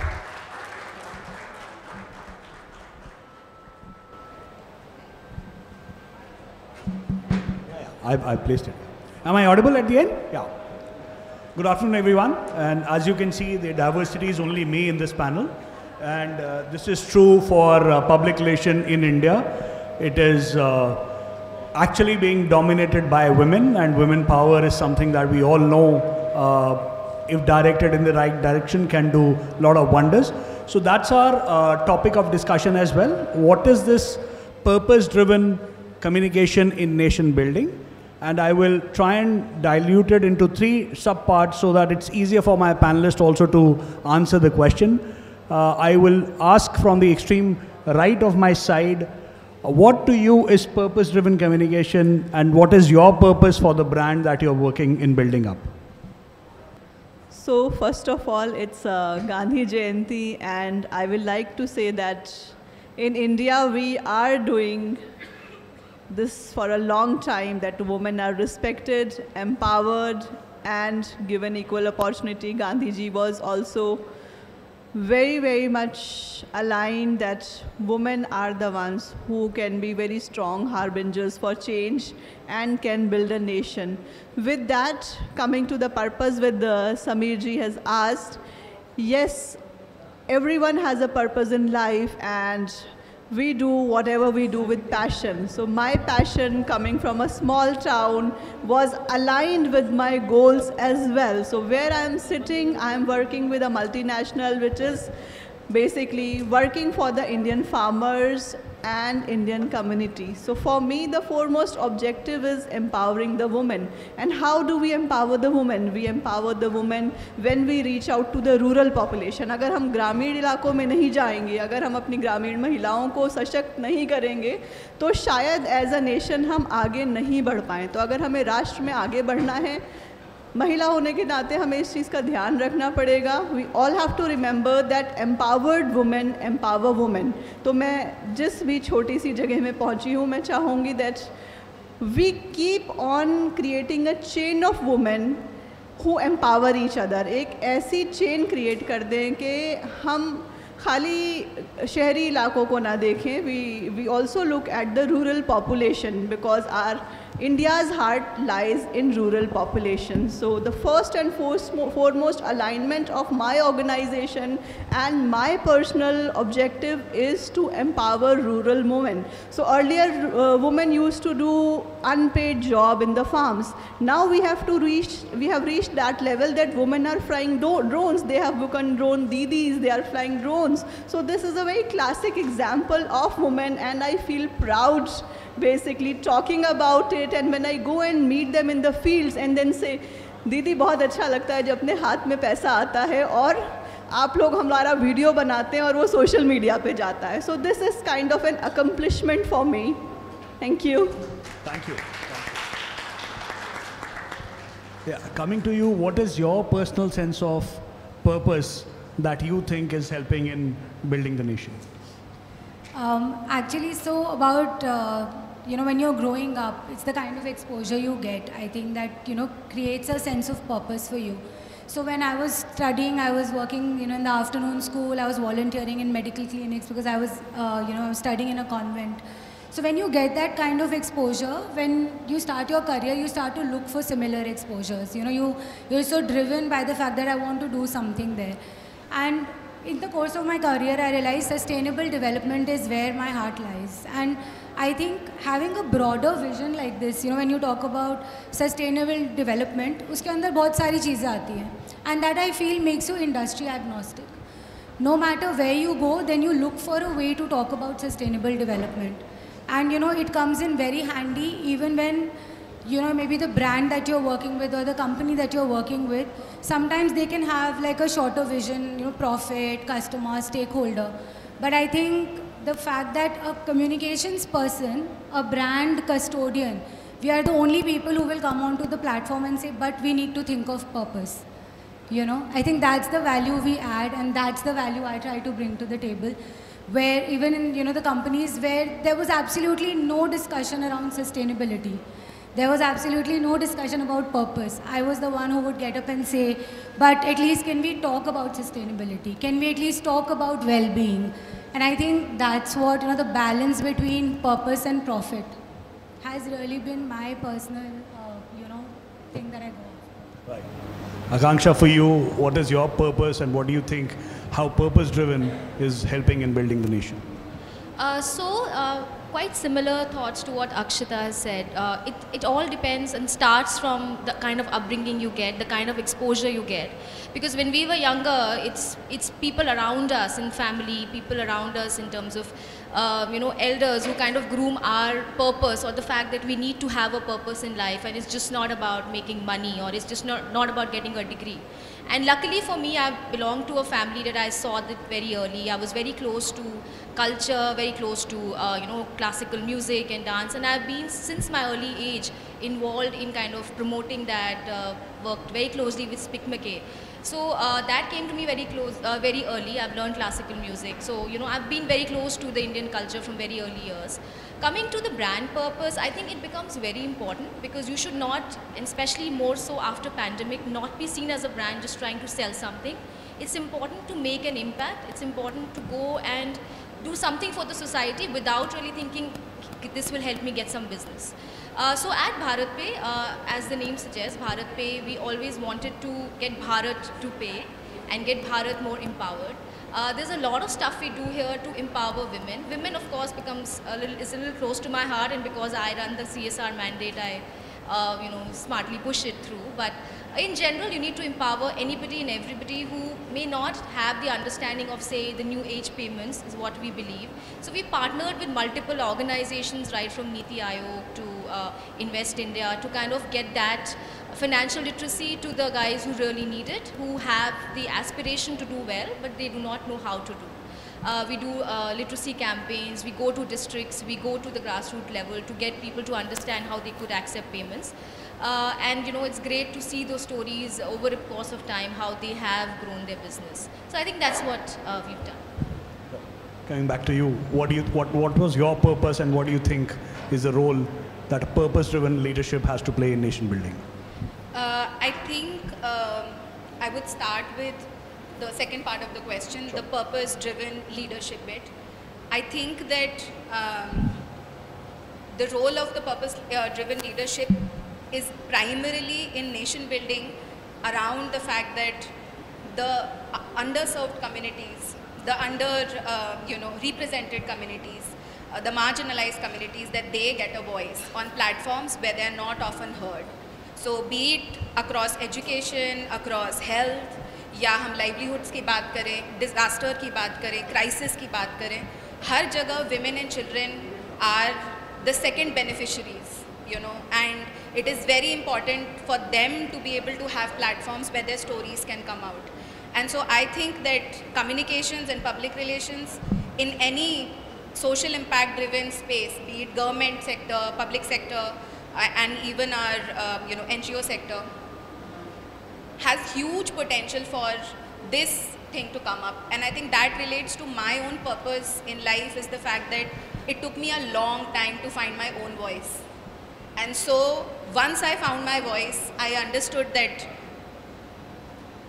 there's nothing better, and once you do it, it becomes easier and easier. So I think that is where I make that connect, that if I can help that happen for others, then I feel like that my work is meaningful, and I can show up every day more excited about what I do.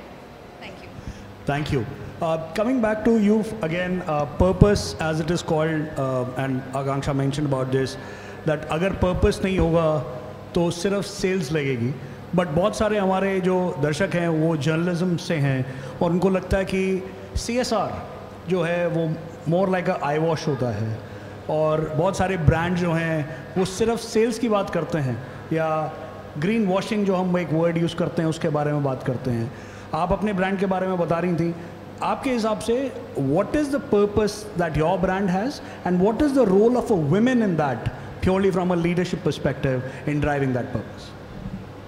तो सबसे पहले तो मैं ये कहूँगी, CSR या non CSR, जो भी काम मन से दिल से किया जाए वो सक्सेसफुल होता ही है. मैंने जब अपने ऑर्गेनाइजेशन ज्वाइन की थी जर्नलिज़म NDTV के 10 साल करने के बाद, मैंने देखा हम CSR कर रहे हैं, अच्छा फंड है, लेकिन एक पैशन होता है. मेरे दिल में था ये पैशन कि मुझे तो ग्रामीण महिलाओं के लिए कुछ करना है, क्योंकि मैं खुद ही ग्रामीण इलाके से आती हूँ.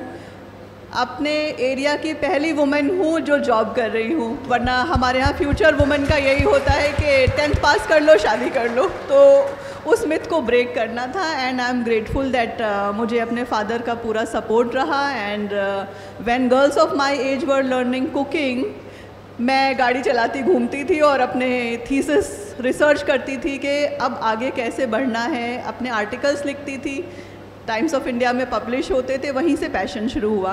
तो ये चाह आई थिंक क्लास 9 से चली आ रही है कि ग्रामीण महिलाएं जो हैं उनको आगे बढ़ाना है, क्योंकि भारत की जनसंख्या हमारी ग्रामीण महिलाओं के काम के ऊपर बहुत ज़्यादा निर्भर करती है। तो जब मैंने ज्वाइन किया तो जैसे सारी ही कंपनियां करती हैं, बहुराष्ट्रीय कंपनी है, CSR का अच्छा फंड है, इस प्रोजेक्ट में लगा दो, उस प्रोजेक्ट में लगा दो, साल 6 महीने मैंने देखा ठीक है यहाँ भी करते हैं, फील्ड में भी जाएंगे, स्टोरी भी करेंगे। लेकिन जब मैंने नब्ज़ को पकड़ा और मैंने अपने प्रपोज़ल रखे कि भाई NDTV में मैंने 10 साल जॉब इसलिए की क्योंकि डे केयर फैसिलिटी थी वहाँ पे, मैं अपने बच्चों को लेके जाती थी, 10-12 घंटे बच्चे रहते थे, मैं अपना काम करती थी। तो हम मंडी कर रहे थे, मंडियाँ चला रहे थे किसानों के लिए। तो मैंने कहा ठीक है, हम किसानों के लिए मंडियाँ चला रहे हैं, लेकिन हम इसमें महिलाओं को कैसे आगे लाएँ। तो उसके तहत मैंने कहा हम एक क्रैच और डे केयर फैसिलिटी शुरू करते हैं। तो शुरू में सबको लगा कैसे संभलेगा, मॉनिटरिंग कैसे होगी। तो मैंने कहा नहीं, वुमेन के अंदर एक ऐसी पावर है कि अगर आप उसे थोड़ा दो वो उससे बहुत कुछ करके दिखाती है। तो मैंने जाके पूरे इंडिया में विज़िट किया। उसके बाद मैंने महिलाओं का एक ग्रुप बनाया। बहुत बैकलैशिंग हुई क्योंकि हमें सबको लग रहा था हमारे मैनेजमेंट को ये प्रोजेक्ट फेल होगा। सिर्फ मैं खड़ी थी कि ये प्रोजेक्ट फेल नहीं होगा, चलाऊंगी तो मैं चलाऊंगी, कुछ भी हो मुझे सामने कर दीजिएगा। तो जब उतना आश्वासन दिया, महिलाओं को अपने साथ किया, हमने कहा कि भाई रोटेशन में आप लोगों को खुद ही क्रैच चलाना पड़ेगा। एक महिला आके बच्चों को देखेगी, 5 जो है वो अपना मंडी में जाके काम करेंगी। तो वो मॉडल सक्सेसफुल हुआ वानापर्थी से, वानापर्थी में चल रहा है और हम अब पूरे इंडिया में चला रहे हैं। इसी तरह से जब वुमेन ड्रोन पायलट की बात आई, हमारे प्राइम मिनिस्टर ने बात की, हमारी प्रेसिडेंट ने बात की, तो मैंने कहा ये प्रोजेक्ट तो मैं लीड करूँगी। अगर वुमेन अपना घर अच्छे से चला सकती है, अपने खेतों में बिना पैसे लिए आगे बढ़ सकती है, तो अगर उसके हाथ में कुछ पावर दी जाए तो वो क्यों नहीं सीख सकती। हमने ड्रोन पायलट का प्रोजेक्ट डाला, आज को हमने 15,000 से ऊपर वुमेन ड्रोन पायलट्स ट्रेन कर दिए हैं। और उस प्रोजेक्ट में भी बहुत अड़चनें आई। हमारे इस सिंजेंटा फाउंडेशन है, हमसे कहा गया अरे इसमें वुमेन मैन का कुछ नहीं होगा, सबको साथ चलाओ। तो मैंने कहा इसमें कैसे नहीं होगा, भेजेंगे ही नहीं लोग लड़कियों को ट्रेनिंग के लिए। 8 दिन अपने घर में ग्रामीण इलाकों से कोई लड़कियों को बाहर नहीं भेजता। खैर हम आगे आए और जब महिलाओं को ये समझ में आया कि इस चीज़ से उनका लाइवलीहुड बढ़ेगा और वो फैमिली में सिग्निफिकेंटली कंट्रीब्यूट कर सकेंगी, तो वो एक इतना अच्छा प्रोजेक्ट बन गया कि अभी हमारे प्रोजेक्ट में 40% वुमेन हैं जो इस ड्रोन दीदी प्रोजेक्ट को हमारे साथ चला रही हैं, ट्रेनिंग ले रही हैं। तो मेरा बस एक यही कहना होगा सारी चीज़ों में कि अगर आप इसे लीड सही से करें और चाहो तो अड़चने आए, चाहे जितनी भी आप आगे बढ़ सकते हैं। और मेरा ये एक तरह से ड्रीम है वुमेन एम्पावरमेंट का, स्पेशली रूरल वुमेन का। तो मैं इसे परस्यू करती रहूँगी, अड़चने आती रहेंगी और हम उससे आगे बढ़ते रहेंगे। Thank you. Coming to you, while yes, she discussed about her purpose and making sure that rural women gets empowered, but many of us, 20% of India's population is still living in the urban part, and we are facing our daily thing. As a women leader, what are the gaps that you think are there, and how can you think that purpose-driven communication can solve these gaps? Well, that's a little tough one. Personally, I think what happens is that so before me, everybody in my family was an MBA, okay? And when you come from a family of IIM Ahmedabads and ISBs, then there is a certain conditioning that yeah, this is a very good career path. I'll also do an MBA and I'll go and do whatever my parents are doing and my brothers are doing, and they're doing so well, moved internationally, bought their houses, and I was like okay. And just outside the MBA exam, I actually came across a test paper for mass communication. And I was like, wow, this is like a lot more fun than, the MBA studies I've been doing. So talking about challenge, I think first, aligned to exposure is also what opportunities we have. At least, 10 years ago, 12 years ago, I didn't know I can actually pursue this career. So to be able to break that barrier, and I'm so proud that I'm a first generation communications person from my family. And yes, after me also many cousins went for MBA, but there were quite a few who actually joined PR and communications field. So I think as a woman, I mean, I don't know if it's a gender specific challenge, but I feel that marketing, advertising, you know, they tend to be, you know, more buzzwords, and sometimes there are opportunities like PR, communications and other profiles that could be of interest. So to be able to take that risk, to have that knowledge is probably one of the barriers that, you know, despite staying in the urban area, I've kind of faced. And I'm glad that I did not let it stop me. And I'm also very thankful that, you know, we got the right, you know, companies to launch our career. And I think that's really been, you know, the way forward to where we are today. Kanksha, coming to you, you came in and the sector that you are in not only is embroiled by a lot of issues, the so-called leader of this sector with the brilliant IPO, the IPO got kind of flopped, right? You yourself faced your ex-founder now taking the fight public. Now, as a comms leader and a woman comms leader, what were the challenges that you faced and how did you bridge that gap? So specifically for crisis or in general? In general. So I think I have been in startup industry itself for more than I think 11 years or so. One of the big challenges, as you see in the corporate world, you don't have enough women in the boardroom. There have been enough and more times when I was the only one in the room, and you know, it was a little strange for me, but then that's how it is. And it's difficult to put your point across because there'll be enough and more seasoned people out there. Now with startups is another challenge that they're young founders. So they think that, you know, we know it all and we're the founder. So it becomes even more difficult to rationalize with them that what is the issue, how do we need to go about it. Now coming to the sector, so fintech, yes, has seen a lot of ups and downs. It is the poster, so to say, the poster child of the government. It really promotes fintech, but it has seen a lot of ups and downs. Always gets marred by a lot of regulatory challenges or changes that come our way. So yeah, it's been challenging. You need, I think, as a woman leader, you're also seen as somebody who may not know fintech or financial services well, because they are lesser women in fintech. But luckily for me, I've worked with a woman leader in fintech, and she was really supportive. So that also kind of encouraged me. In the current company that I'm in, yes, a lot of crisis, a woman leader trying to say that, you know, you can't do this, you cannot do that, this is the right way to do it. And it's crazy when your own brand face is kind of gets stuck in a certain situation. So I think it's important to get your facts right. It's important to put your voice across. I have been put down a number of occasions. I've said, okay, don't do this, but I'm telling you this is going to be the problem, this is the repercussion. And you know, a lot of times management has realized over a course of time that, okay, this, I think what she was saying was right. So I think over a period of time, as you build your trust in the management, as you rationalize with them, whether they're young or now we have very seasoned leaders out there, I think it works very well. And you get that place in the, or that voice in the boardroom, especially in the crisis times. Right. Coming to you on the impact to the society that purpose-driven has, the work that you do has a larger piece. If you want to share any personal example of yours as to the work that you've done has impacted the larger society. So one of the key things that I worked at Rotary was telling the story of how India eradicated polio. And Rotary was one of the key players that actually worked on eradicating polio. हमारे movement में you know, when we hear senior leaders तो बताया जाता है कि nations ऐसा सोचते थे कि India will be one of the last countries to eradicate polio. And the WHO chairperson at that point in time, when 10 years ago actually, when India was certified polio free, he actually said that, okay, I take my words back. And you know, the mammoth task that WHO, UNICEF, Rotary and the Indian government undertook, and the campaign that Rotary did at that time, the communication campaign, आप सबको याद होगा, दो बूंद जिंदगी की, जिसमें अमिताभ बच्चन से लेके हमारे जितने celebrities हैं, और everybody, you know, they came together, and it was almost a 20-year struggle. So when I started working with Rotary, my challenge was that अब तो पोलियो नहीं हो रहा है लोगों को, तो पोलियो के बारे में बात कैसे की जाए? और क्यों की जाए? So the thing is that even if the disease has now stop getting new cases, जो पुरानी जनरेशन है जिनमें पोलियो केसेस हैं, they are now adults. So mitigating their life challenges was one thing. Then the second thing is, क्योंकि अभी भी आज भी अफ़गानिस्तान और पाकिस्तान में केसेस आ रहे हैं, तो the cases are just one flight away to India.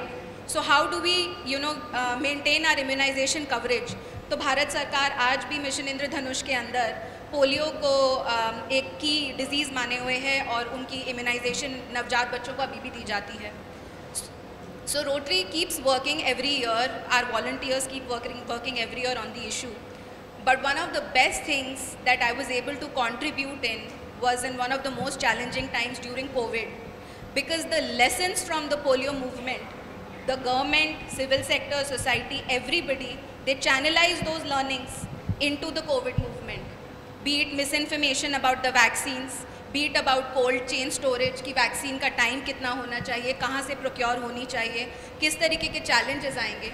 एक पहले से सेटअप बना हुआ था पूरी कंट्री में, जिसको दोबारा रिवाइव किया गया टू फाइट कोविड.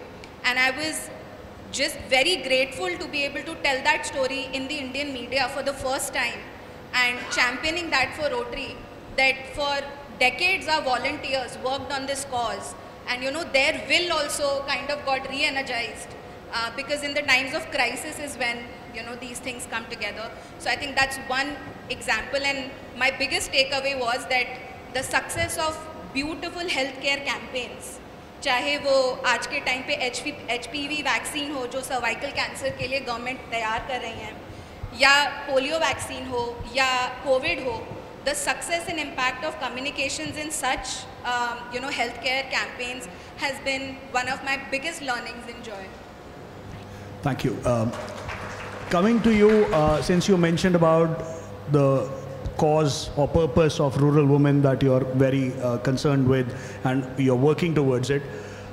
जब हम किसानों की बात करते हैं तो ITC का ई-चौपाल और टाटा किसान केंद्र बहुत इनोवेटिव तरीके से सामने उभर कर आते हैं कि उन्होंने बहुत बढ़िया काम किया है. आप अपने जो आपका करियर है उसमें ऐसा कुछ आपने किया है या इनोवेटिव अप्रोच आपके लीडरशिप ने फॉलो करी है जो आपका जो टारगेट ऑडियंस है, टारगेट ग्रुप है, उसको इम्पैक्ट हुआ है? मैं अपनी लीडरशिप से बहुत इंस्पायर हुई जब मैंने ज्वाइन किया, और मैं कंपनी के साथ काम कर रही हूँ इसलिए नहीं कह रही, वैसे भी क्योंकि कई बार एज अ कम्युनिकेशंस एक्सपर्ट मेरी राय उनसे अलग हुई कि एक मीडिया इंटरव्यू है वो कर दीजिए, तो हमारे MD कहेंगे भाई मैं मीडिया इंटरव्यू नहीं करूँगा. क्यों? मैं तो जा रहा हूँ यार फील्ड में, मुझे किसानों से मिलना है, मुझे समझना है कि प्रोडक्ट सही काम कर रहा है कि नहीं कर रहा है, उन तक हमारा CSR फंड्स का लाभ पहुंच रहा है कि नहीं. तो शुरू में मैंने ऑब्जेक्शन किया कि भाई मैंने इतना अच्छा लाइनअप किया है, गवर्नमेंट मीटिंग लाइनअप की है आपके लिए, मैंने आपके लिए मीडिया इंटरव्यू लाइनअप किया है, इसका इतना रीडरशिप है, ये है. तो मुझसे एक ही सवाल पूछा जाता था, इसकी लीडरशिप हमारे किसान भाइयों तक पहुंचती है कि नहीं पहुंचती. तो शुरू में मुझे लगा मल्टीनेशनल है, मल्टीनेशनल में रह के ये लोग ये बातें कर रहे हैं, इतना अच्छा एक्सपोजर मिल रहा है, मना कर रही हूँ. लेकिन धीरे धीरे मुझे समझ में आया कि हमारे यहाँ जो भी लीडरशिप लेवल पे आता है, अभी हमारे जो मैनेजिंग डायरेक्टर हैं वो पंजाब हरियाणा से हैं, जो कि फूड बाउल कहलाती है इंडिया की, और आप लोगों को सब अच्छे से पता है. तो वो एक फार्मिंग बैकग्राउंड से हैं, जिन्होंने फील्ड में रह के कॉपी किताबें रख के पढ़ाई की और वहीं से आगे बढ़े. और एक बार बातों बातों में उन्होंने बताया मुझे कि जैसे इंजीनियरिंग और डॉक्टर्स होते हैं, परस्यू करते हैं, मैं बचपन से चाहता था मैं फार्मिंग को ऐसे परस्यू करूं और फार्मिंग एक वाइट कॉलर जॉब बने. तो वो फील्ड में इसलिए रहना चाहते हैं बिकॉज वो चाहते हैं कि टेक्नोलॉजी को यूथ के साथ कनेक्ट किया जाए, और जो अब यूथ भाग रहा है फार्मिंग से वो वापस आए फार्मिंग में, और वो उसे एज अ जॉब ले, ना कि एज अ फैमिली ट्रेडिशन के भाई ठीक है कुछ नहीं मिल रहा है तो हम किसान बने जा रहे हैं, कुछ नहीं मिल रहा है इसलिए किसान ना बने, टेक्नोलॉजी के साथ काम कर रहे हैं, एंटरप्रेन्योर बने, आगे अपना काम बढ़ाएं, इसलिए आगे आए. तो मेरे ख्याल से मैं जिस तरह से भी पहुंची सही जगह पे पहुंच गई, जहाँ पे हमारी लीडरशिप का अलाइनमेंट और ऑब्जेक्टिव बिल्कुल क्लियर रहता है.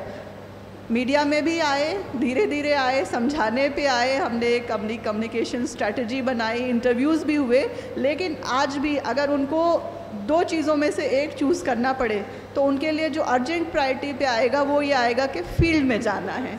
तो मेरे ख्याल से प्रायोरिटी सही सेट करने की वजह से और मल्टीनेशनल होने के बावजूद भी अगर हमें ग्लोबल से कोई चीज़ आती है कि अच्छा हमारे यूएस में ऐसा हो रहा है, हमारा बासिल में हेड ऑफिस है स्विट्ज़रलैंड में, वहाँ पे हम किसानों के लिए ऐसा कर रहे हैं, तो हम इसको फ़ौरन अप्रिशिएट नहीं करते। हम कहते हैं हमारे पास स्मॉल होल्डर फार्मर ज़्यादा हैं, हम वुमेन फार्मर को प्रमोट कर रहे हैं, हम यूथ को प्रमोट कर रहे हैं। आपके कंट्री में चलता होगा, हमारी कंट्री में नहीं चलेगा, तो हम अपने कंट्री में अपने तरीके से काम करेंगे क्योंकि हम यहाँ पे अपने किसानों की बेहतरी के लिए काम कर रहे हैं।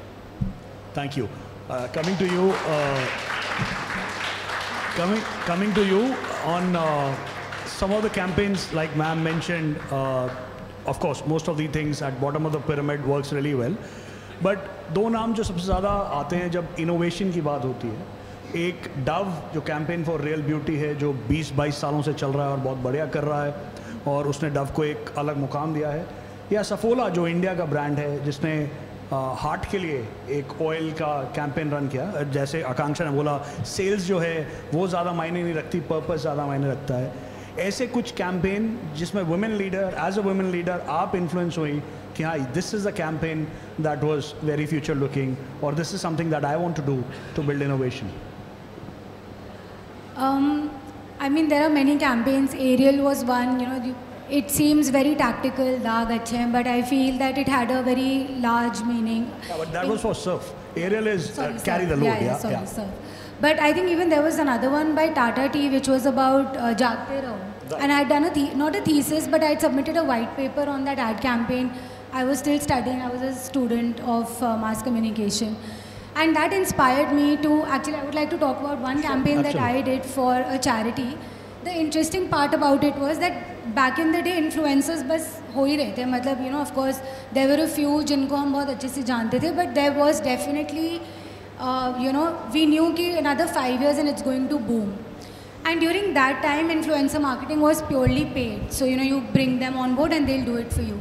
But I was working for a charity and we decided to run a goodwill ambassadorship program, and I think that worked really well. When you appeals to somebody's softer side, अगर आप किसी से एक emotional genuine appeal करते हैं, they know you're a brand but they also see the logic behind why you're asking them to do something like it. So I feel कि just sale is fine, but if you appeal to the human, emotional, softer side of any person, then chances of getting their support is higher. And I feel women just more naturally gravitate towards this balance. And as a woman leader, that has been my contribution. Whenever there is a talk of profit, I talk about purpose. And I think together we kind of make a good team in the boardroom. Great. Kanksha, coming to you, you have been one of the youngest women board member in the startup community. You've seen many panels talking about multiple things. What is your clarion call to the future generation of women leaders in this industry? I think important to first and foremost be confident, understand that you will, it won't be easy for you, not because you're a woman, but in general it may not be easy for you. So be confident. Do not be afraid of kind of you know, putting your point across, and but be prepared. So you know, don't go unprepared and just start putting your point across, you know, just banging on the table and things like that. It's important to put your point across assertively but not aggressively, with logic, with proof points, and I think important to keep bringing the leadership back to what is important, not only the numbers but also the brand purpose, not only just doing interviews but trying to set the larger narrative, long-term vision of the brand that you want to really portray. And of course, keep pushing the agenda of why communications is the most important equity, not when there is a crisis, but then you know, communications helps you build reputation which cuts across all you know, all pillars of you know, all departments across the organization, right from hiring employees or getting the best talent, getting the best leadership, to kind of getting the getting your voice heard and getting the trust of people when you really need it, especially in the crazy times. Right. The question to you before I come to my last set of questions, what is, as someone working with Rotary, what is the importance of this cross-sector collaboration? You mentioned about Pulse Polio campaign. What is the importance of this cross-sector collaboration, and how is it that a women leader can influence that more? I feel like in today's time and age, we have been hearing a lot about public-private partnerships. It's become a buzzword. But in the social impact sector, there is not one person who's a know-it-all. So the government has the infrastructure and the machinery to execute. Then the bureaucracy has the experience of running that machinery smoothly.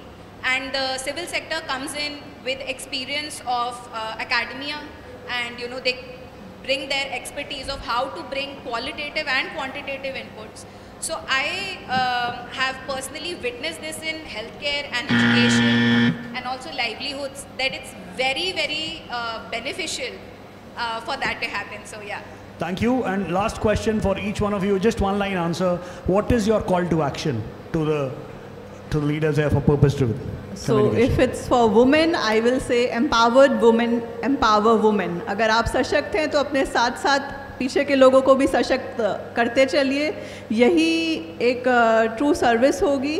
And let's create a chain of empowered women, and not only women, of course, everyone together. That if you reach a leadership role, of course, get others by your side and try to pull people and try to help them unconditionally with all empathy and all due respect. Thank you.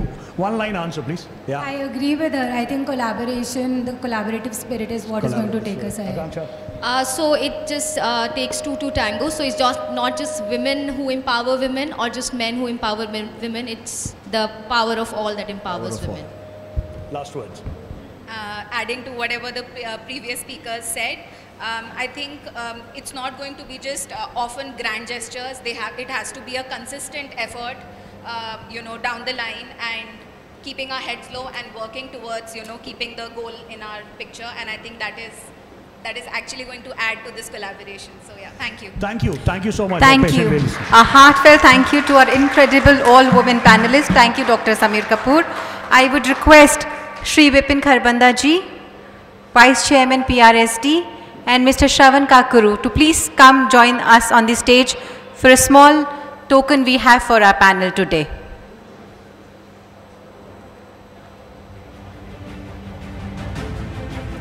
And someone very rightly said, strong women make strong nations.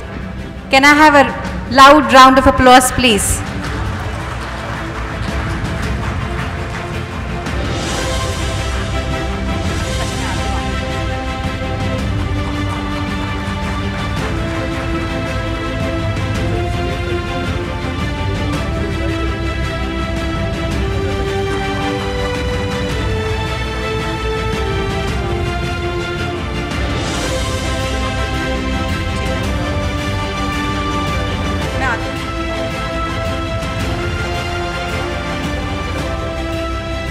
Request for a group picture, please.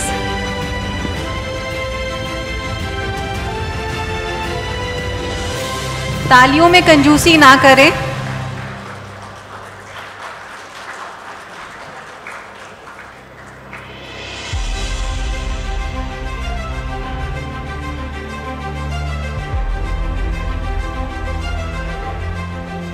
Thank you again to our incredible all-women panel. Thank you, Dr. Samir Kapoor. Thank you, Kharbanda sir. Thank you, Shravan sir.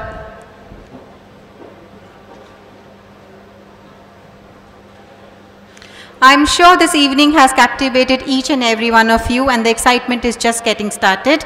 I would now welcome Shri G.S. Bawa sir, Secretary of the Public Relations Society of Delhi, for the next leg of events, the felicitation of the PR veterans. G.S. Bawa sir.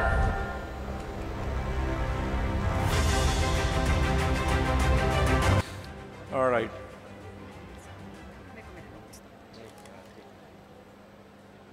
As I had mentioned that we had felicitated 2 young ladies in the morning, and now it's time to keep the gender balance on, right? So now I will request her to invite the other persons who the society has identified for felicitation.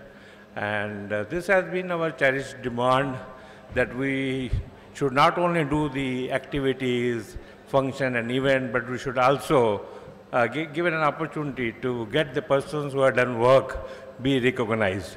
as was said in the morning by Mr. Anuj Dayal also, that PR, corporate communication, is a profession that needs to be recognized.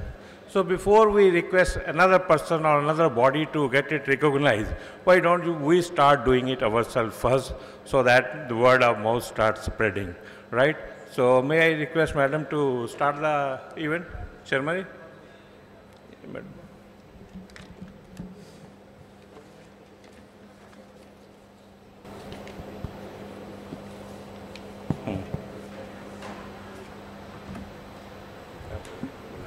I would request Baba sir to take the center stage, please. I would also request Shri Dr. Manoj Lal, MD, Cottage Industry Corporation, to please join us in the felicitation ceremony.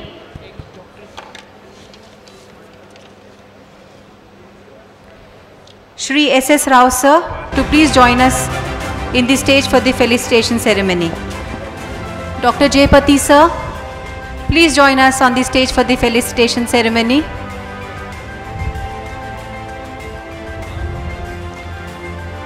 Dr. J. Pati sir, please.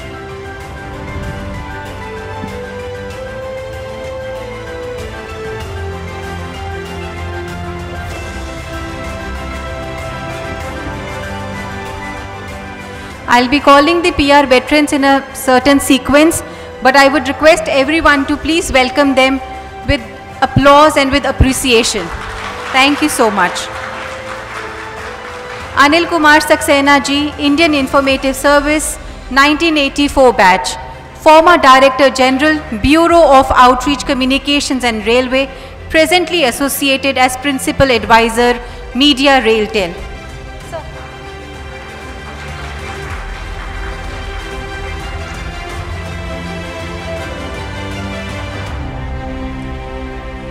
Anil sir has expertise in media, public relations, government programs, and has an exceptional leadership and strategic vision.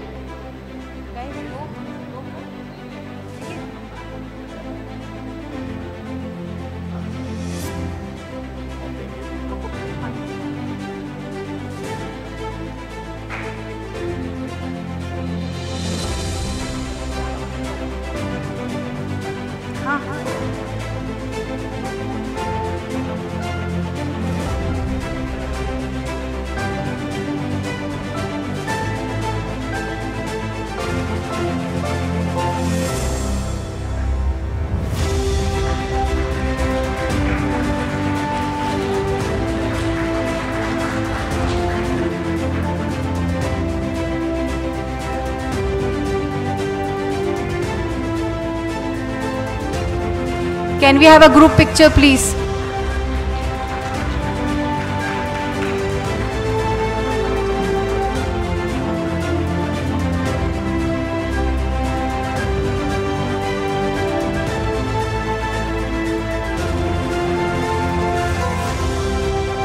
Shri Jatinder Nath Maghuji, former Chief General Manager, PR NHPC Limited.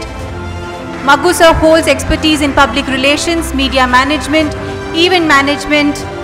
He is known for his remarkable expertise and warm demeanor, have made him a beloved figure in the power sector's PR community. Can we have an applause, please?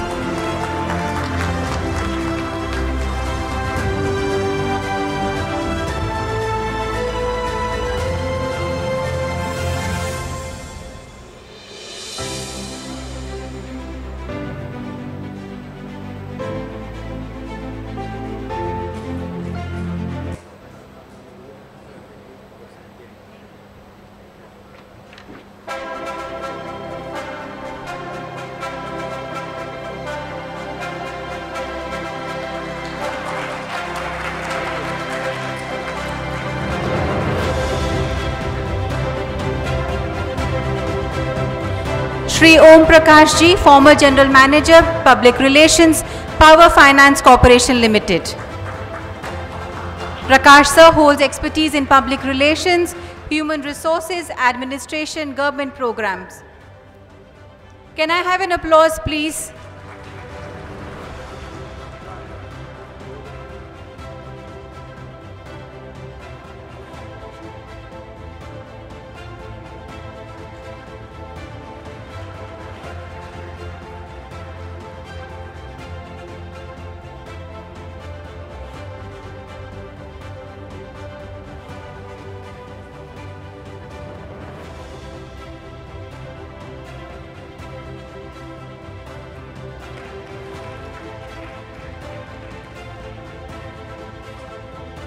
I would invite Mr. K.N. Dhawan, former Head Communication Committee. Dhawan sir, please. तालियां बजती रहनी चाहिए. Dhawan sir is known for his expertise in corporate communications, public sector undertaking. He's been for his tireless contributions to SCOPE have inspired generation of communication professionals. Can I have an applause, please?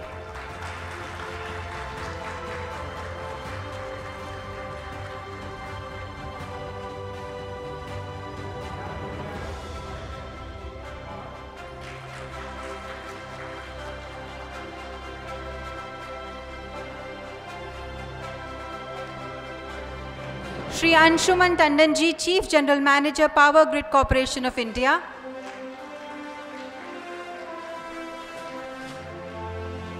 Anshuman sir, आप हैं आज?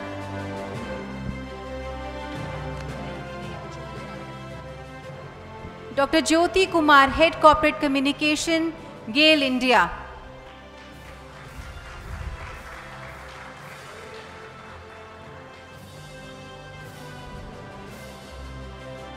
Ma'am Jyoti Kumar.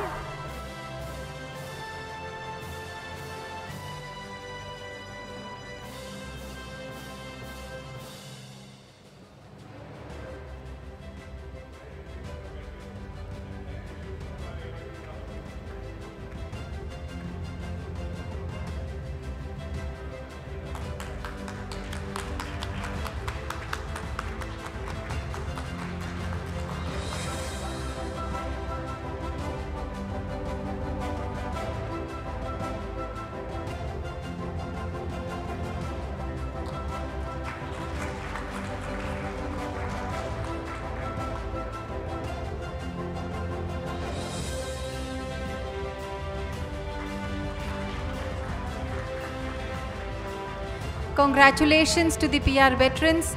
Thank you to our esteemed guest. Thank you so much. I would request for a group photo, please. Can I request the PR veterans to join us on the stage, please? I am really sorry for the inconvenience. Baba sir, you forgot the group photo this time. But then Joshi sir made me remind. Saxena sir, Magho sir, Om Prakash sir, Dhawan sir, you may please take it easy.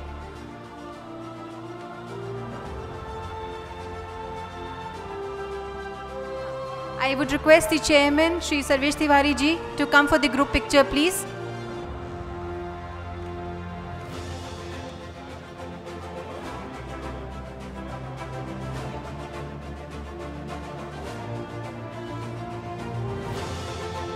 JP sir, please, for the group photo. Sanchit, we have you here. Sanchit, please come for the group photo.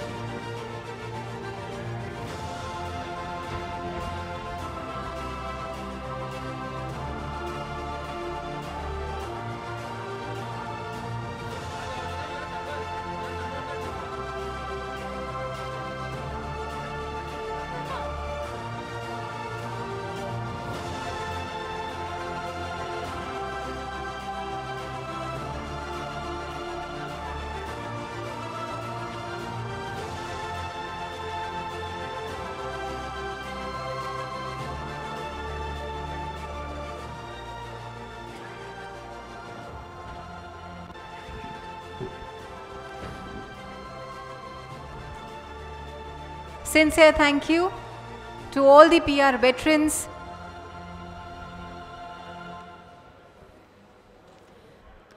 I must appreciate that we've been able to ensure that the event runs right on time. Baba sir, you would agree to this? Right. Can I have an applause for acknowledging the efforts from everyone to ensure the event wraps up on time? The last leg, I would request GS Baba sir, Secretary PRS Delhi, to give a vote of thanks. After the vote of thanks, we've arranged for some light snacks for our esteemed panel speaker and for all the guests who are there. And a special note for the AGM, which is just after the event. So all the members of the PRSD, we would have the AGM after Baba sir's vote of thanks. We would want you to please stay, whereas for the rest of the guests, you may please enjoy the small high tea we've arranged for everyone. Thank you so much. Baba sir, over to you.